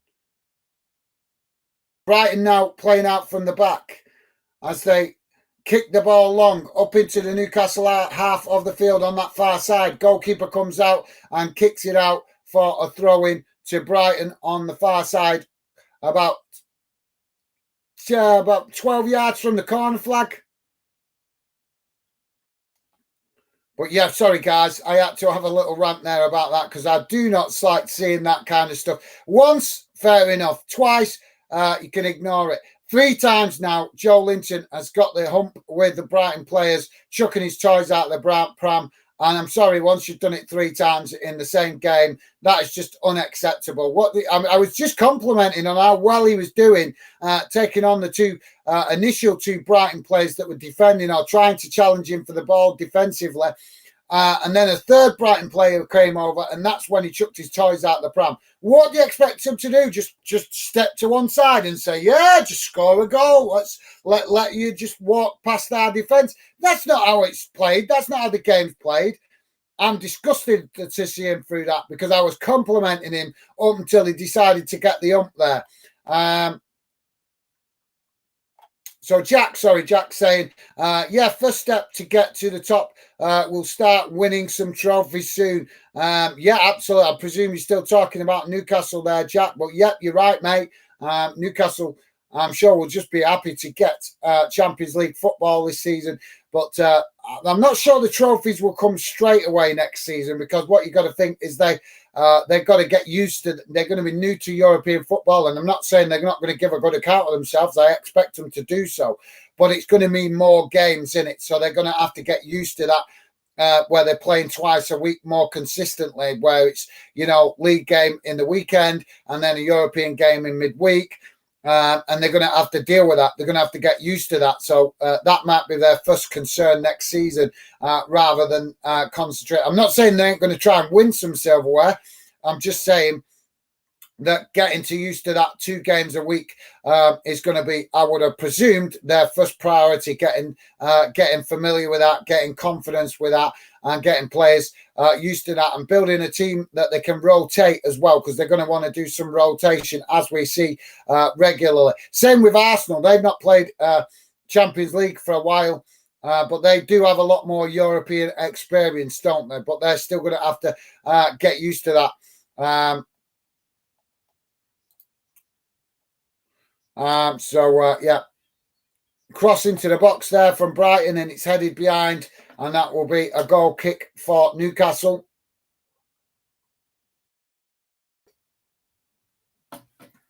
And we're about to have another substitution, guys, for Brighton.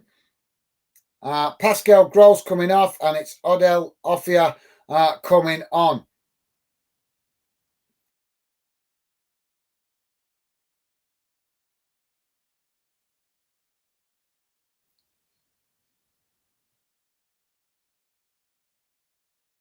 So Newcastle now.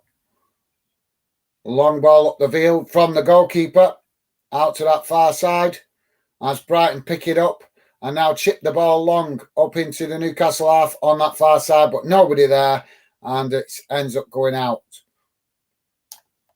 But yeah, guys, don't forget, please do hit that like button if you haven't already. It would be appreciated. Doesn't cost you nothing, and it does help the channel a little bit. So please do hit that like button. If it's not too much trouble, would be appreciated. Brighton now with the possession as they kick the ball long up towards the Newcastle box, but no Brighton player there to intercept it, and it goes straight to the Newcastle goalkeeper. As we are approaching 70 minutes gone, guys, so 20 minutes remaining. Trippier now coming racing down this near side as he kicks it up towards the Brighton box. But Newcastle players, forward players there, unable to control that ball, and it goes to the Brighton goalkeeper. Come on, we need some more goal mouth action. This has been very end-to-end, but not a lot of end product in the boxes at times during spells of this game. So Brighton just knocking it about at the minute inside their own half as they come towards a halfway line. Jack saying, what I meant by rapidly falling out of love with football is that around 4 years ago in the FA Cup, Accrington v Derby, Derby won 1-0. Okay, fair enough, mate, fair enough. Thanks for that, Jack. Well, yeah, I think...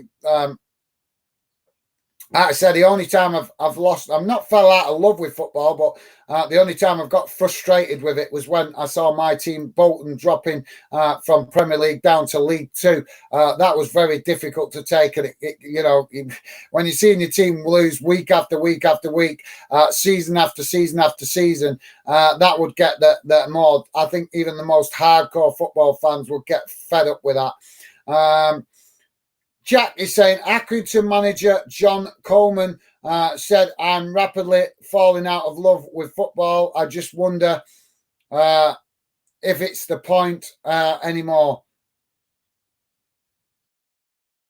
Well, I don't know why you would say that, mate, because I think Accrington, I know that they've ended up in the relegation battle this season. But they've done well to reach the semi-final of the EFL Trophy.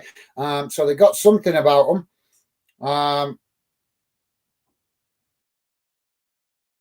And I think Accrington have been punching above their weight a little bit of the recent seasons as well. So I've not actually heard that statement. So thanks for letting us know that, Jack. I wasn't aware of that, mate. Top man. Stevie's saying, yeah, I think it's long overdue for Newcastle fans to have some success. Well, that's fair statement, Stevie, but I think they're going to have some success over the next few years coming in bucket loads. So long ball forward for Newcastle from the free kick on the halfway line as Newcastle try to keep possession, but it's challenged by Brighton, who win a free kick inside the Newcastle half of the field out on that far side.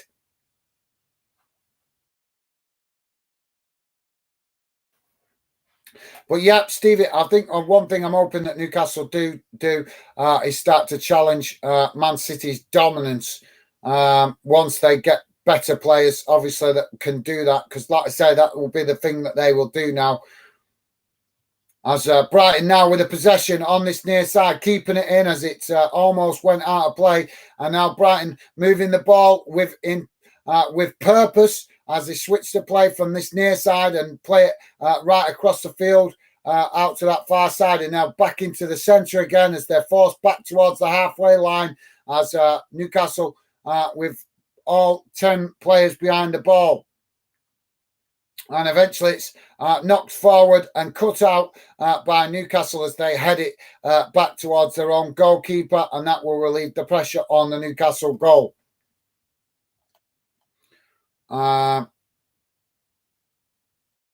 So, yeah, I can't argue with that, Stevie. I'm looking forward to seeing the Newcastle fans' enjoyment, but I'm also very concerned about these owners that they've got. But yeah, I can't deny that I am happy to see Newcastle fans have something to look forward to as far as football is concerned. It's been, I don't even know how many years it's been that they've been down and depressed and not enjoying their football. Stevie is saying half-time, West Ham 0-0. Nice one, Stevie. Thanks for the update, mate. So we've got a stoppage at the minute here, guys. And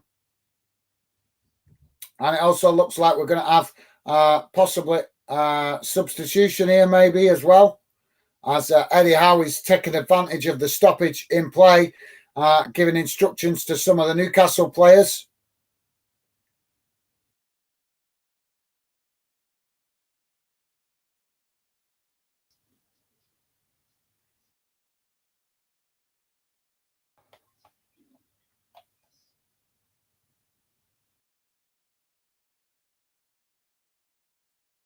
So just going to 75 minutes gone, guys. Still 2-1 to Newcastle.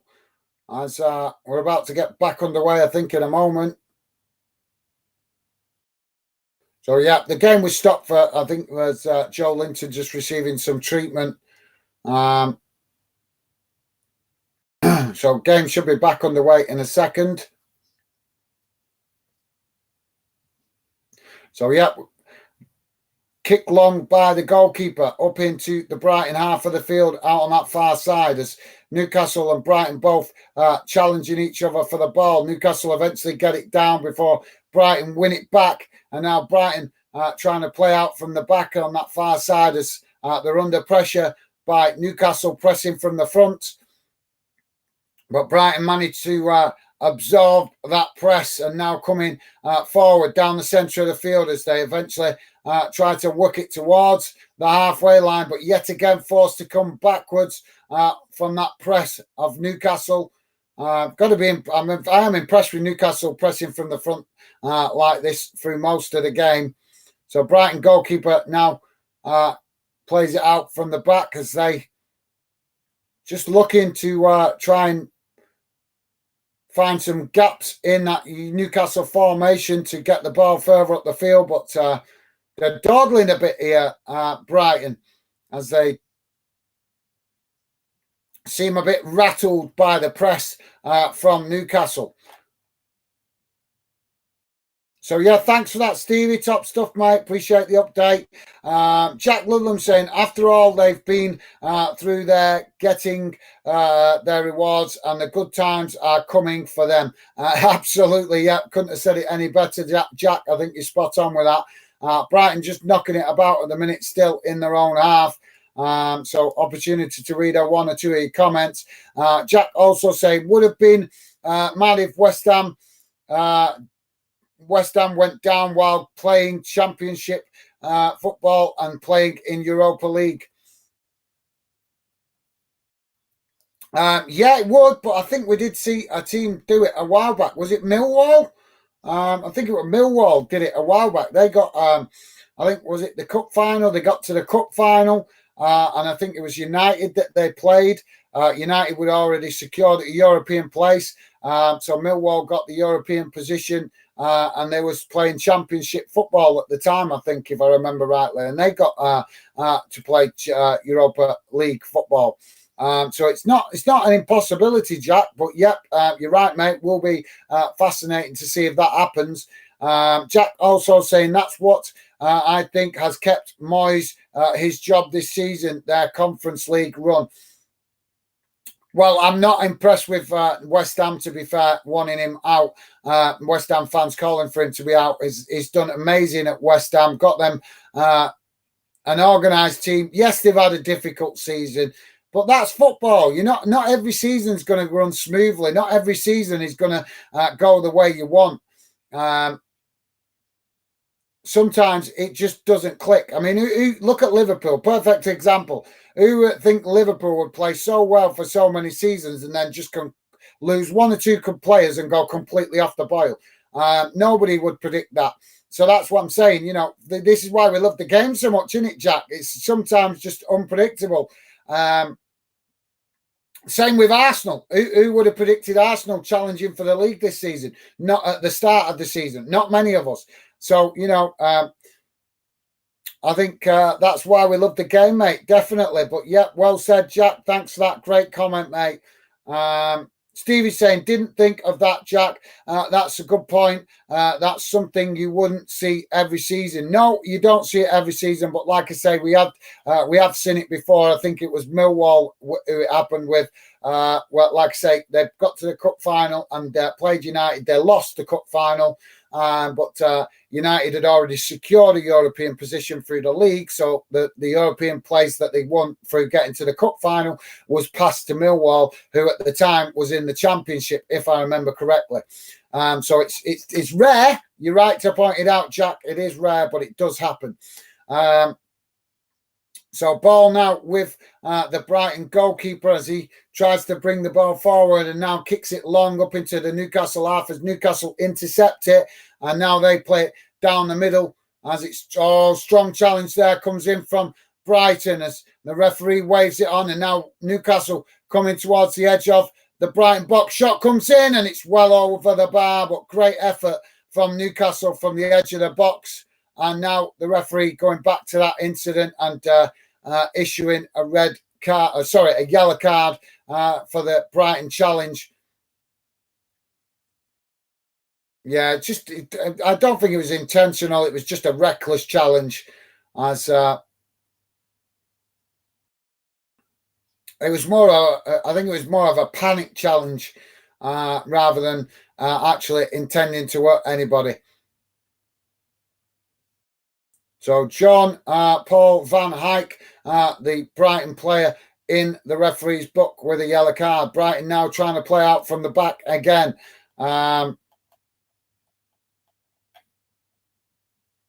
So, yeah, nice one, Stevie. Football TV, how's it going, mate? Welcome to the show. Football TV saying hello. Can't stay, but just came to give you my support. Next day, I will have more time, but was working hard today. No worries, Football TV. Fantastic to have you drop in, mate. Always a pleasure to see you. And, yeah, thank you very much for dropping in, and coming supporting the channel. Always appreciated. Top man, you're a star, mate. Absolutely, massively appreciated. And yeah, mate, totally understandable if you've been busy working. Totally understand that. Yeah, it's difficult sometimes when you're busy working and feeling tired and stuff like that. But yeah, thank you very much, Football TV. Always a pleasure to see you, mate. And really do appreciate you dropping in and showing that as support. You are a star, mate. Thank you. Great to have you with us. And But yeah, no worries, mate. If you can't stay long, that's totally understandable if you've been hard at it today. Stevie saying hi, Football TV. Nice one, Stevie. Top stuff, mate, as always, from you. And Joey also saying hi, guys. Kids don't have them laugh out loud, only joking. Okay, so sounds like Joey's having a difficult night with the youngsters tonight. But thank you very much for that, Joey. No worries, mate. So we've got another incident on the other side now with players coming together again.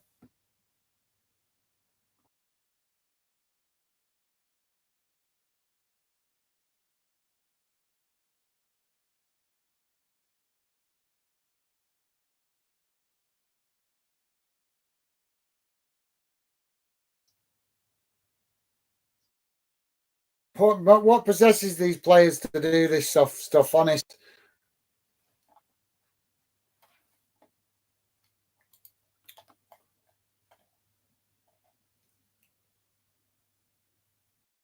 So Newcastle now on the edge of the Brighton box with the possession as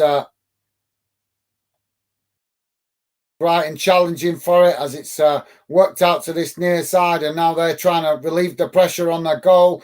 But Newcastle pressing well, but Brighton have managed to work their way out of that press as they still trying to work their way out of that press, but now coming charging down that far side as Newcastle, one of the players thought about grabbing them, but then thought twice as Brighton intercepted it as it crossed out to this near side. And Joe, it's Almiron that's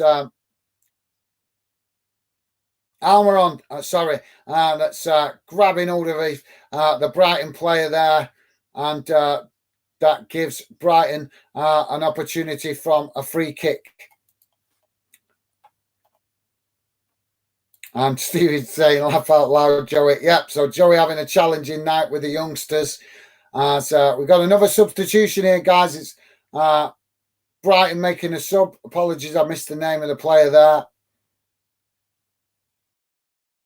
It's Pupion that's coming on from down. Some of these Brighton players I'm not as familiar with their names. I've not watched Brighton an awful lot this season, though, to be fair, even though they've been doing quite well. As Newcastle now clear their ball from their own box and Brighton intercept it as they now try to work it down that far side, but challenged by by Newcastle as they're forced back towards the halfway line and then pass it back to their goalkeeper as we're approaching 85 minutes gone, guys. Still 2-1 to Newcastle. So nice one, Stevie. Joey saying, yeah, mate, my lad testing his boundaries. Right, so your lad he's been in bonehead mode tonight then, is he, Joey? As he's working the ball down that far side by Newcastle. I mind you, it depends how old he is, but I thought he'd be like you, mate, when it's football. Is he not a football fan, your lad, Joey? Or is he a bit too young for it yet? Obviously, if he's young, his attention span's not going to be great in games, is it, if he's really young? Normally need kids to get to about teenager before they can actually sit and start absorbing games properly. But yeah.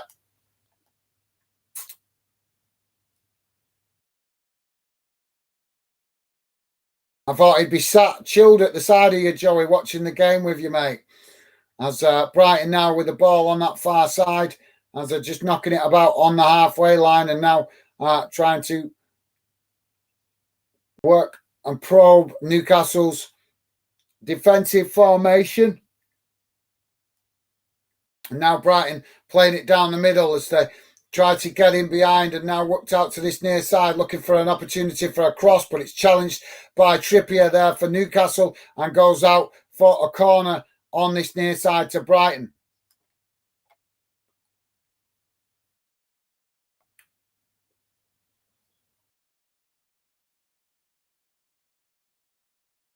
So, yeah, hopefully it's not too much of a challenging night, much more for you, Joey.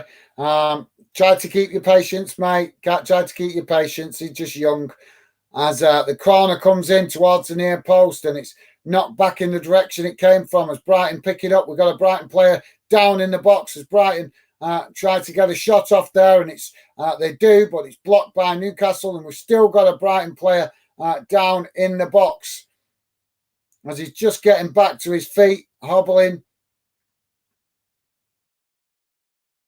And Brighton playing it out to that far side as it's challenged by Newcastle, and now Brighton trying to get a cross in. Cross comes in. Well, it's more of a shot than a cross, but it goes straight to the Newcastle goalkeeper who saves it, and that will relieve the pressure for Newcastle.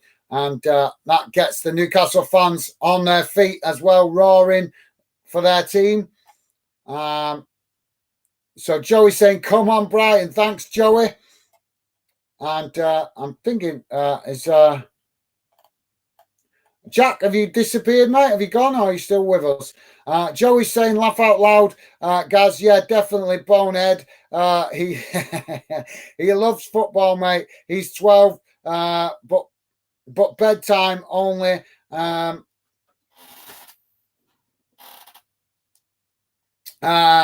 bedtime only LFC can stay up for up late and watch on school nights. Yeah, no, that's fair enough, mate. Absolutely, yeah, totally backing you with that, mate. His studies are much more important for his future than football. So yeah, well said. That's spot on parenting, that, Joey. Well said, mate. Yeah. Only on special nights when Liverpool are playing. So, yeah, totally understand that, mate. That used to be the same for me when I was a kid. Only allowed to stay up late on special nights during the week when you've got school. So, absolutely, totally behind you there with that one, Joey.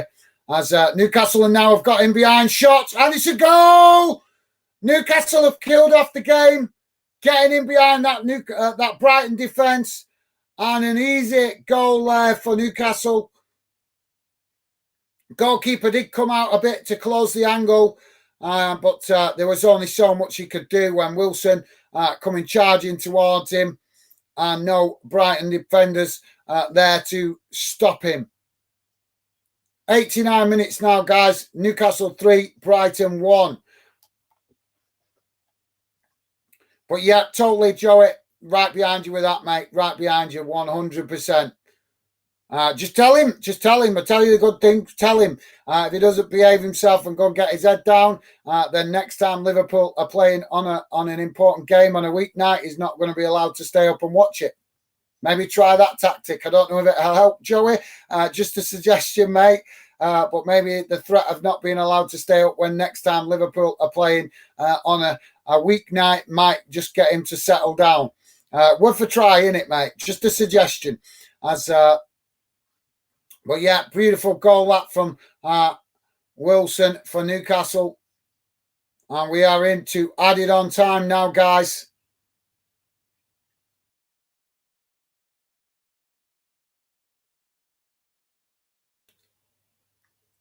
Newcastle now again in behind as they get into the box. Oh, the shot is fourth. It's a fourth goal for Newcastle.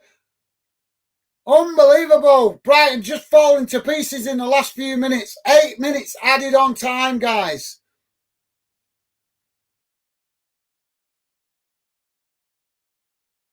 The Toon Army have not enjoyed football nights like this for a long, long time, have they? They must think that they're in heaven.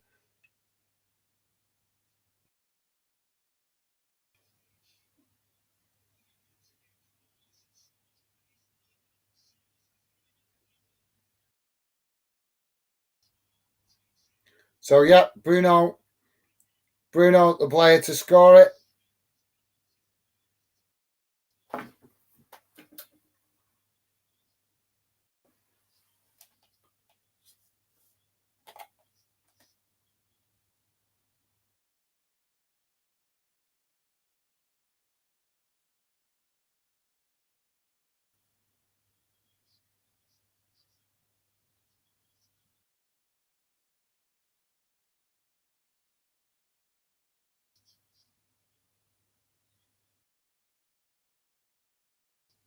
Beautiful goal, that. Really great work did it. Brighton just caught at 6s and 7s there with the defensive formation. They're clearly trying to push up the field to try and obviously get up, and they just leave themselves with big gaps at the back for Newcastle to exploit, and they've exploited it to maximum effect in the last couple of minutes. And Brighton, like I said, that's the danger in it, guys, of playing that high line. When you're playing that high line, you leave yourself vulnerable to the opposition getting in behind you, and that is exactly what Newcastle have done just on two occasions back to back there. So I'm Jack. Are you taking? Have you gone, mate? Have you gone? Are you not with us anymore? Thanks, Jack, for all your great comments tonight.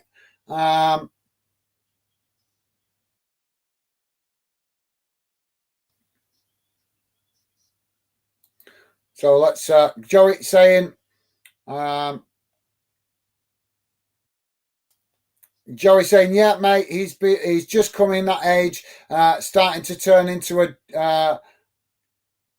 yeah, I know what you mean. It's starting to turn into a gobshite. We've all been there, though, haven't we, Joey? To be fair to him, we've all been there where you're testing the boundaries. But yeah, you'll have to use a good bit of psychology on him, mate. You'll have to use the psychology to get him to see reason. But yeah, I would suggest that, mate. Definitely suggest the threat of not letting him stay up. Newcastle now with another opportunity, and this time the goalkeeper manages to get down low to it and make a good save.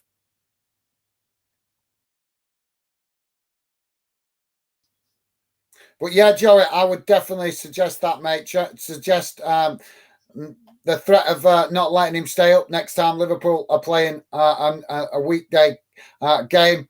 Maybe that might settle him down if he knows he's going to miss watching his team play.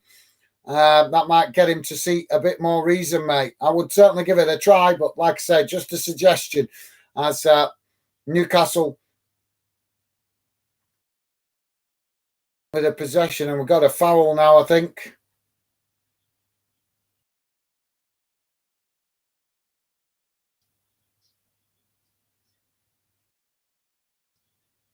So it's going to be interesting, isn't it, Newcastle? Their fans just love taking their shirts off and being bare-chested, don't they? It's like some kind of Viking symbol. Support your team bare-chested. The players can't take their shirt off, but the fans can. So we're going to show the Viking look.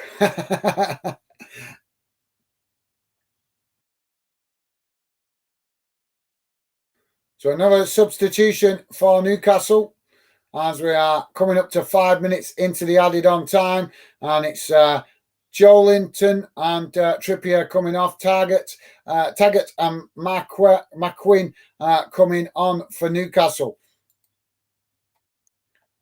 Joey saying, well done, Newcastle, well played. They defo want the Champions League spot. Absolutely well said, Joey. They're definitely giving everything they've got. Got to give, like you say, Eddie Howe massive credit what he's achieved. I don't think anybody, I think everybody expected him to do good things this season with Newcastle, but I don't think any of us expected him to push into the Champions League spots this season. But yeah, well said, Joey. Awesome, as always, from you, mate. Stevie's saying, yeah, Joey, you just need Man United to slip up. Absolutely, I'm sure Joey would definitely rather steal that European place off Man United rather than Newcastle United. Ball kick long as Brighton pick it up inside their own half now and come forward into the halfway line, and it's worked out to this near side, and that would see Newcastle up to 69 points, 36 games played in the league table after this result. So 2 minutes remaining of the added on time, guys.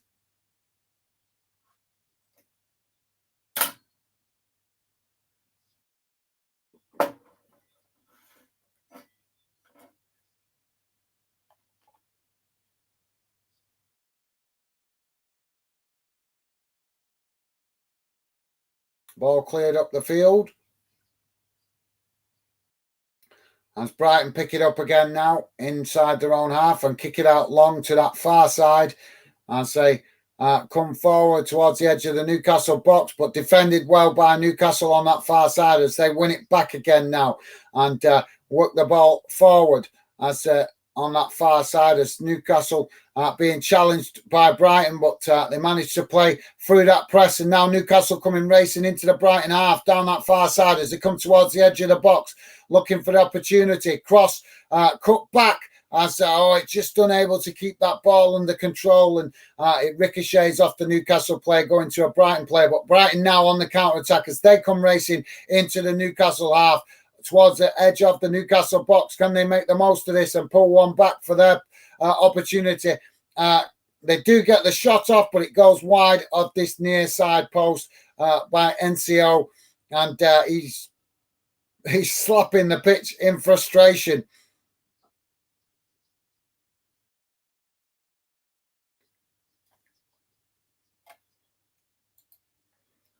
Thanks for that, Stevie. Joey saying that would certainly be nice, Stevie. Laugh out loud. Absolutely. I'm sure that would be the biggest celebration of the season, wouldn't it? I think Liverpool fans, if they nick the Champions League spot from United, that would be like winning a trophy, wouldn't it? Really, because there'd be big celebrations in Liverpool, and a lot of I think social media would be hammered with the banter. Long ball up the field from the the Newcastle goalkeeper, and there goes the full-time whistle, guys. It's finished. Newcastle 4, Brighton 1, and it's Newcastle that secure another 3 points to strengthen their position for Champions League football.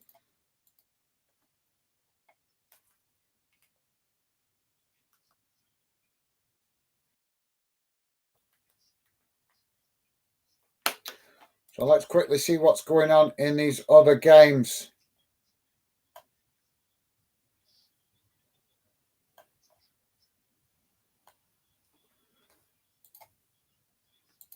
So still, so guys, just bear me a second. I'm going to flip.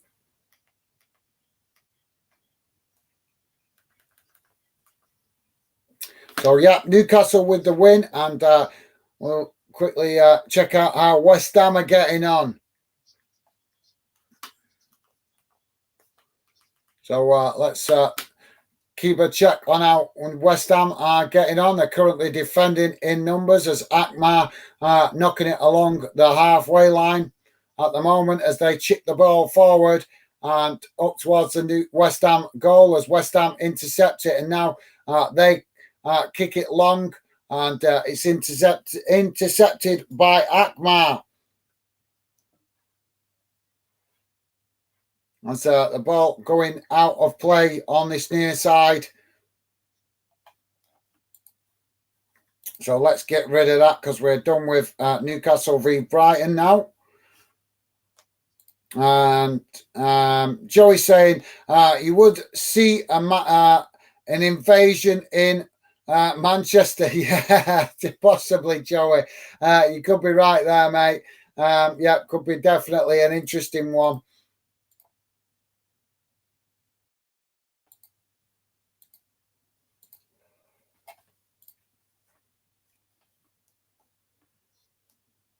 So if you're just joining us, guys, we've finished with Newcastle v Brighton. Newcastle winning 4-1 in that one. And we're just checking out a bit of the West Ham game. West Ham still 0-0 with AZ Akma winning 2-1 on aggregate. And also in the League One playoff game, Sheffield Wednesday have pulled another goal back. They're now 3-0 up against Peterborough United. So let's have a quick watch of that and see how that game is going.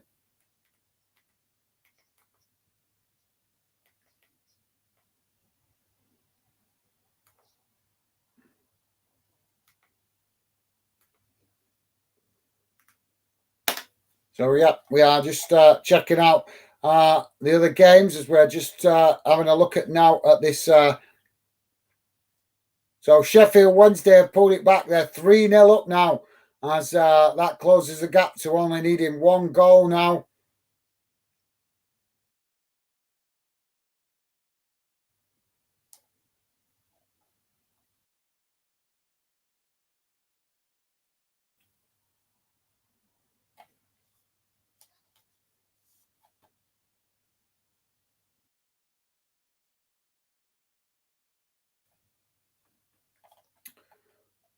So yeah, if you just joined us, guys, you're welcome to drop your comments in about the Newcastle West Ham game.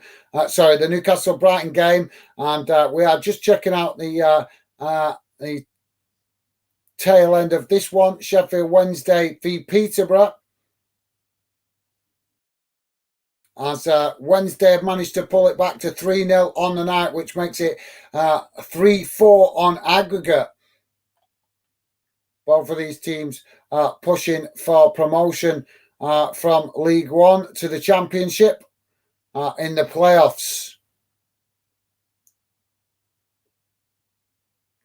Ball not long by the goalkeeper and up towards the edge of the Wednesday box as Wednesday pick up the possession and knock it out on that far side, and it goes out for a throw-in. So Peterborough with a throw-in on the far side.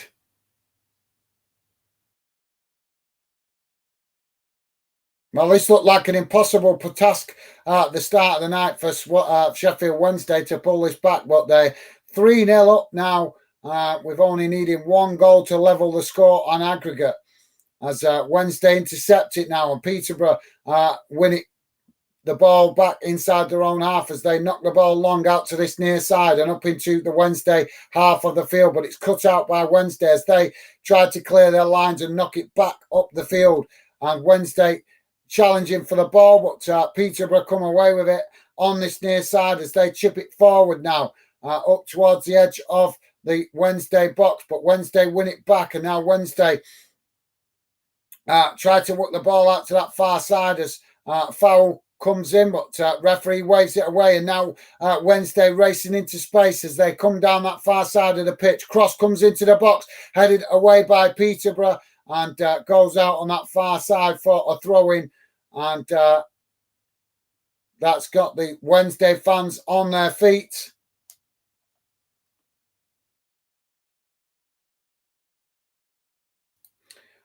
So Stevie's saying, so whoever wins this, Sheffield Wednesday or Peterborough, would play Bolton if they win. Absolutely, Stevie. Yeah, definitely. Bolton playing their second leg tomorrow away at Barnsley. So wherever the winner of that game is would face the winner of this one. So, yeah, you're spot on there, Stevie, mate.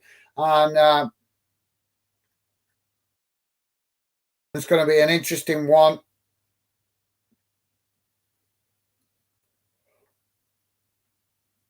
So ball knocked up the field as Wednesday kick it back in the direction it came from, and now headed back to the goalkeeper.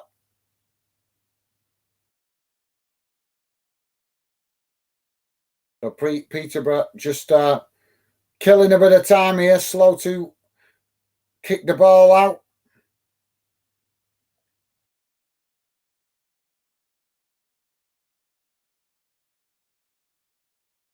So Peterborough intercept the ball from the goal kick.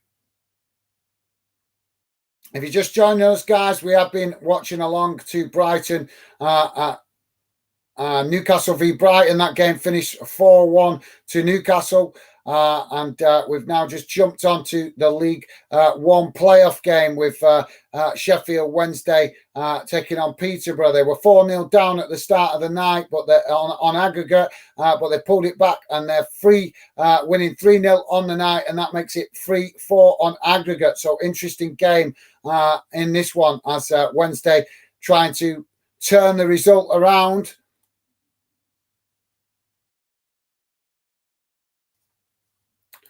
Stevie's saying, do you have a preference who you would want to play, Gaz? It's a tough one, it's a tough one because they get obviously the playoff final will be at Wembley, but it's a tough one. I think I think I'd probably edge shot. Oh, Wednesday with an opportunity from the corner headed towards goal, but saved well by the goalkeeper. But I think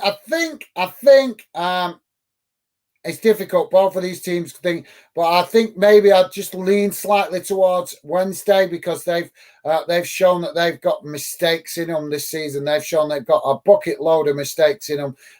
That's why they found themselves 4-0 down in this one at the start of the night. But yeah, I think I'd lean either of them, to be honest. I don't really have a particular preference, but because I don't. Obviously, even if I said Wednesday, the chances are it still could be a banana skin, so to speak. But yeah, I think Wednesday, because it's at Wembley, more chance that Wednesday might make mistakes. So Peterborough with a substitution, Josh Knight coming on for them. But yeah, I think Wednesday have shown in the back half of the season that they've got a lot of mistakes in their way they play. So maybe that would be an advantage to Bolton. I'm not sure. Stevie's saying, please hit the like button and follow. Nice one, Stevie. Awesome, mate. Thank you very much for that. Throwing on this near side as it's knocked out again. And that will be another throw into Peterborough. If you guys are just joining us, yes, we have been doing the Newcastle v Brighton game, but that game is now finished. So we're jumping on to catch the tail end of Sheffield Wednesday Peterborough in the League One playoff. And it's currently 3-4 on aggregate. Wednesday winning 3-0 on the night. As Peterborough now intercept it, but knocking it forward, and that's intercepted by Brighton as they come racing forward, knocking it out to this near side, but it's cut back into midfield by Wednesday as they now work the ball out to that far side, looking for an opportunity to get a cross into the box, but Peterborough with bodies behind the ball as the cross eventually does come in, and nobody gets to it, but Wednesday managed to pick it up on this near side, close to the corner flag, as they now get another cross into the box, but it's deflected away and up the field. And Wednesday managed to pick it up just inside their own half as they build again from the halfway line. And so the ball comes into the box and it's cleared up the field and goes out for another throw into Wednesday. Stevie's saying, well, I was completely wrong. I written Sheffield Wednesday off tonight. Didn't think they would have got 3 goals. Well, I think most of us wrote them off. I've got to be honest. I did really want to do this game for a match watch along because I thought it would have got good views. But with it being a 4-0 defeat from the first leg, I thought that might have interfered with the potential for views. I thought a lot of fans would just write it off. But this is why we love the beautiful game, innit, guys? So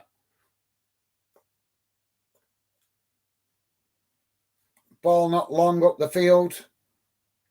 And a foul there on Wednesday player in the box. As he's being manhandled by the Peterborough defender. 82 minutes gone, guys.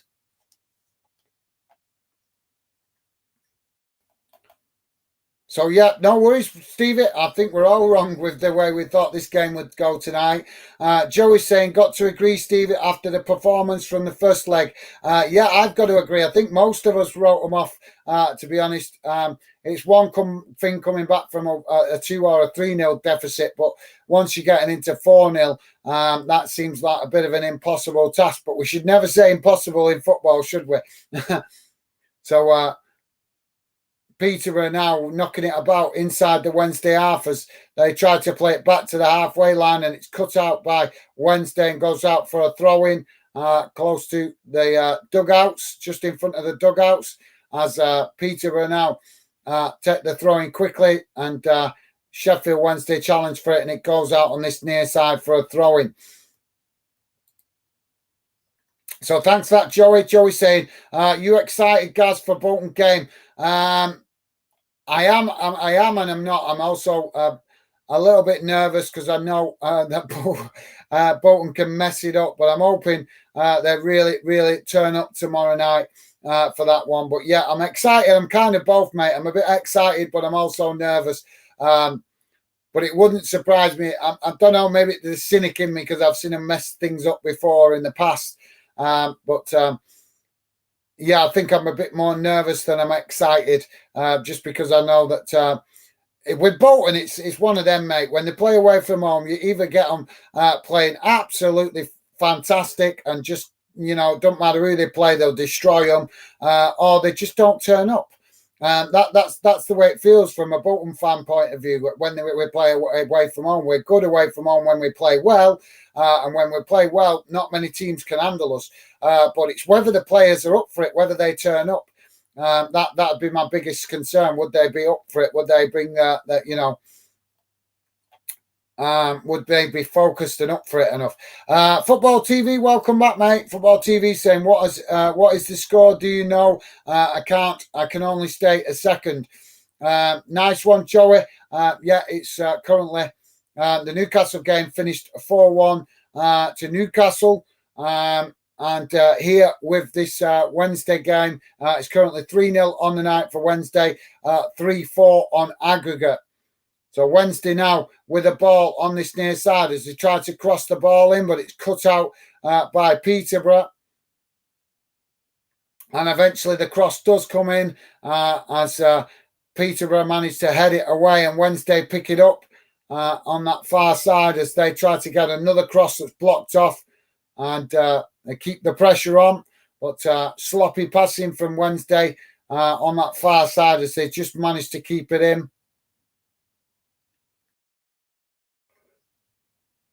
Now Wednesday coming forward as the cross comes in and it's deep, but nobody able to get on the end of it, and it bobbles out on this near side for a throw-in. 85 and a half minutes gone, guys. Still 3-0 to Sheffield. 3-4 on the aggregate. So yeah, thanks for that, Football TV. As Joey's shown the results there. Nice one, Joey. And yeah, no worries, Football TV. Thanks for that.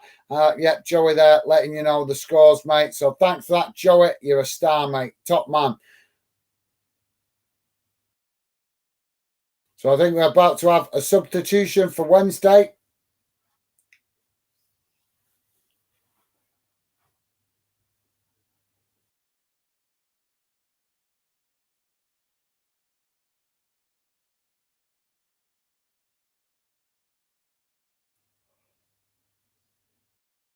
So throw-in taken as Wednesday managed to win it back in the centre of the park as Peterborough challenging for it went well. But Wednesday work it out to that far side as they get another cross. But again, it's blocked off and goes out on the far side for another throw-in. And we're about to have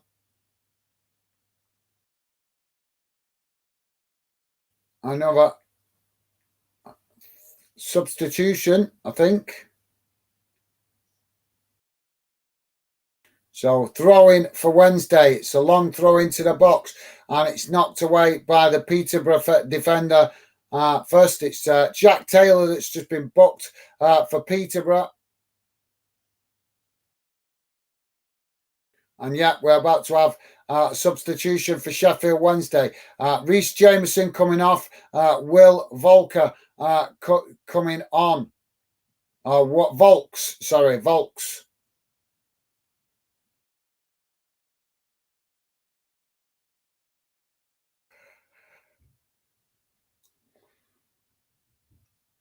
So Volks coming on to get a long throw into the box as he does.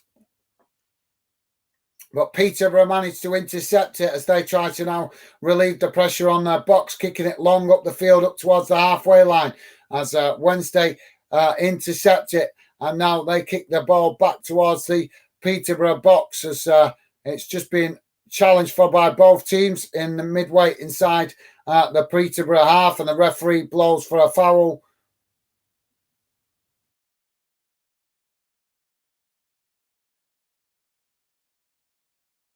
Now I've got one of the Peterborough defenders down on the pitch with cramp. Thanks for that, Joey. Joey also saying West Ham doing well, 88 minutes, still 0-0. Awesome. Nice one for that update, Joey. Yeah, we definitely want to see West Ham progress to that final in the Europa Conference League. So we're right behind them with that. So, yeah, nice one, Joey. Appreciate the update, mate. You're a star.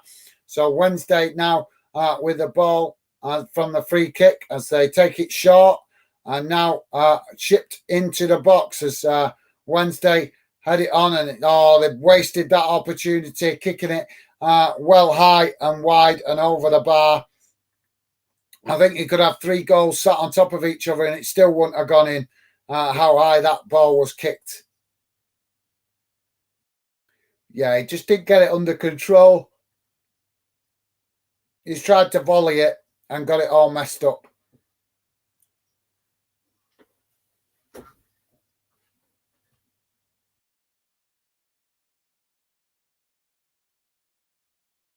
So we're on 89.5 minutes, fast approaching the 90 minutes as we wait to find out how much added time is on. And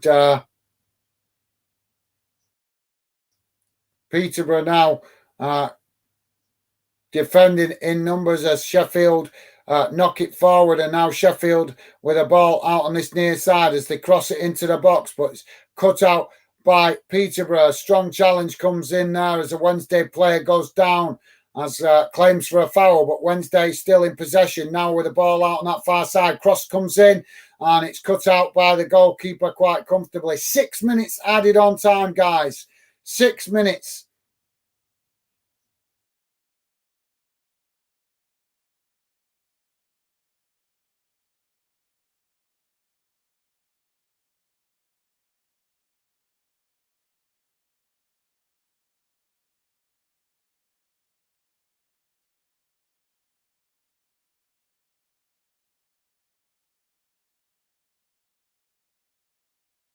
So we've got a Wednesday player down on the pitch. I think he's hurt his leg in some way.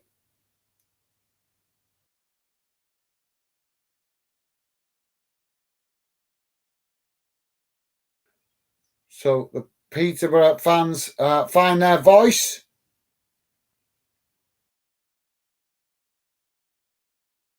As they're singing loud and proud in the away end, trying to get behind their team. As they face 6 minutes added on time.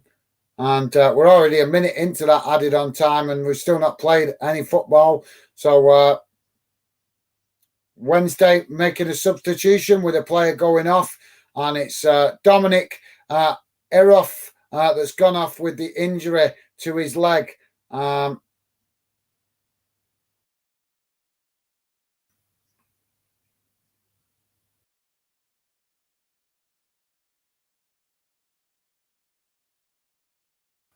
So ball kicked long out to this near side and goes out of play, and that will be a throw in to Wednesday on this near side. Millsrod is dropped in saying, weird week for Brighton, lost 5-1, won 3-0, lost 4-1. Yeah, absolutely. Yeah, that's a good point, that Millsrod. Didn't think about it like that. Yeah, definitely a strange week for Brighton. But that's what comes with competing at the top, innit? You've got to deal with the intensity of games. Maybe they've just struggled to keep the back door shut a bit more through the amount of games. And two, we've got to give it, I don't know, was their first game away, but I know obviously they played Arsenal away and then straight up to Newcastle away. So, yeah, they're going to have to get used to that kind of intensity, though, with the fact that they're potentially going to be playing European football next season. So if you just joined us, guys, we have done the match watch along for Newcastle v Brighton. That finished 4-1 to Newcastle, and we are just jumping on to the tail end of Wednesday v Peterborough, with Wednesday making a fantastic comeback, getting it back to 3-0, but not quite completed the comeback as Peterborough are still leading 4-3 on aggregate. And I'm interested in this game because whoever wins this game potentially could be facing my club, Bolton, in the final. Potentially, but work still to do for my club tomorrow against Barnsley. as a free kick there for Wednesday, and the goalkeeper cuts it out comfortably.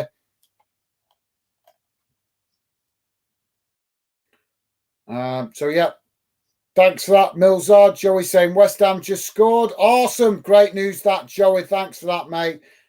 Fantastic. Yeah, that's a great. And yeah, I'm just seeing that it's full time now for West Ham. So well done, West Ham. Great to see them into the cup final in the Europa Conference League. Absolutely massive congratulations to West Ham. And yeah, we were rooting for them in the final as they are a UK club. So yeah, fantastic. A nice one for that, Joey. Joey also saying, hi, Milzard, defo. Nice one, Joey. Awesome positivity from you, as always, mate. Top man. Wednesday now coming down that far side as Peterborough challenge for the ball and win it with some sloppy play, possessional play from Wednesday, but Peterborough just as bad as they kick the ball up the field on that far side and it goes straight out for a throw-in. Milzard also saying that, showing that same consideration to Joey. Nice one, mate. Saying hi. Milzard saying, I think Wigan won't get promotion next season. Well, we'll have to see. I think most importantly for Wigan, mate, it's what happens with the owners this summer. Are they going to sell the club or are they staying? Or are they going to what? Because they've got your club in all sorts of financial trouble. So I think the first and foremost is to worry about what happens with them this summer because they're really running the club on peanuts. And I fear for the fact that they may lead you guys into administration this summer. I hope not, but I do fear that. As cross comes into the box for Wednesday and it's headed on, but cut out by the goalkeeper. And we're now on 5.5 minutes of the 6 minutes gone. And sorry, 5.5 minutes of the 6 minutes added on, and we might have a bit more over that because there was a minute wasted at the start of added on time. Milzard saying, but keeping the faith. Absolutely, well said, Milzard, as rightly so. Joey saying, absolutely, mate, keep the faith. You never know. Yeah, like I say, I think it depends on what happens this summer with the owners. I really do. I fear for them taking you guys into administration. Joey saying, well done, West Ham. Absolutely well said, Joey. Totally agree with that, mate. Fantastic to see 2 UK clubs into European finals with Manchester City achieving it last night and now West Ham tonight. That's absolutely awesome. So well said, Joey. Milzard saying, I remember back in the day as a kid bouncing on my bed.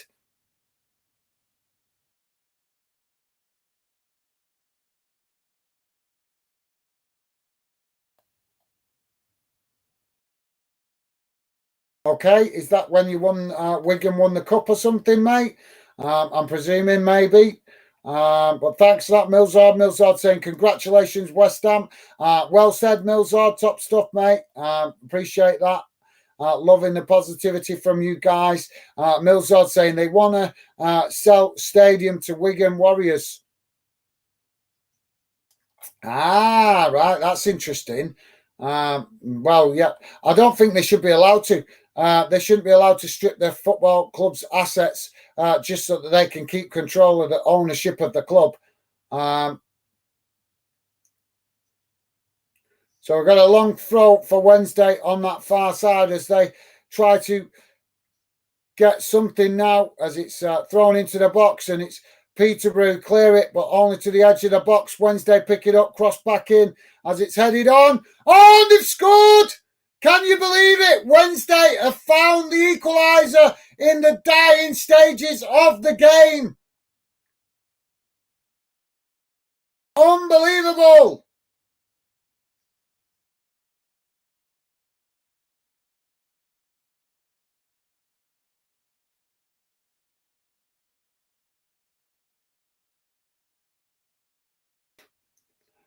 The Peterborough players look completely deflated now, and they're going to have to get themselves up for it because they're going to have added on time now as Wednesday have managed to do a bit of a smash and grab on Peterborough here.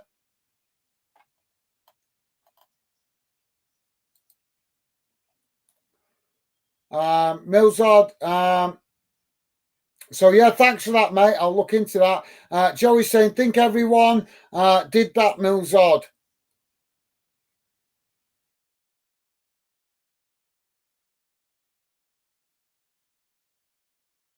Yeah, jumping on the bed when he scored goals. Absolutely, yeah.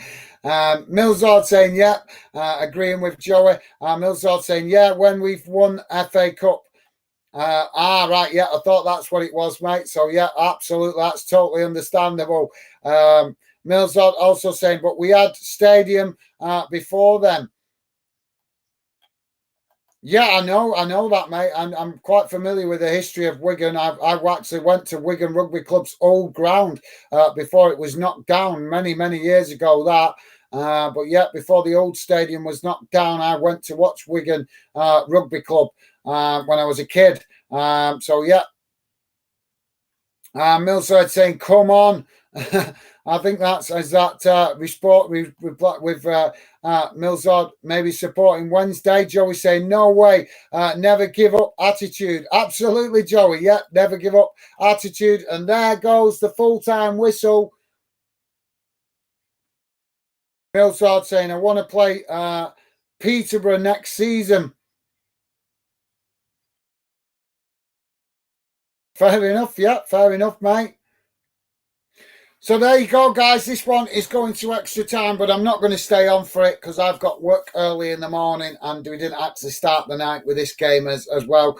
But I'm going to watch some of this game as I go and jump off now and get some food.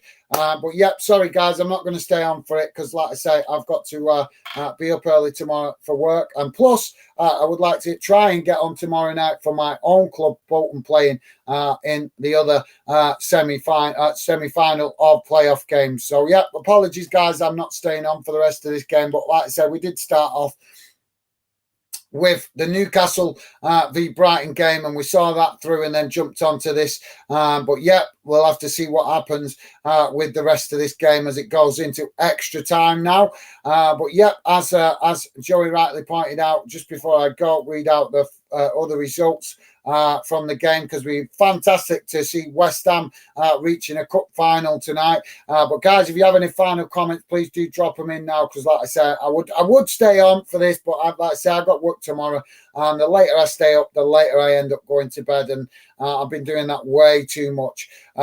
So yeah. So apologies for that, guys. But Premier League, yeah, as we know, it finished 4-1 earlier to Newcastle, beating Brighton. In the Europa League, Bayern Leverkusen have drawn 0-0 with Roma. So Roma winning that one 1-0 on aggregate. So they go to progress to the final. Seville v Juventus is 1-1, and that has gone to extra time because it's 2-2 on aggregate. So that game's still playing. In the Europa Conference League, AZ Alkmaar have lost 1-0 on the night to West Ham, and West Ham have won 3-1 on aggregate, going to the final. Massive congratulations to West Ham. We are absolutely buzzing for them. In the other semi-final, FC Basel currently losing 2-1 to Fiorentina, but it's 3-3 on aggregate. That game has gone to extra time as well.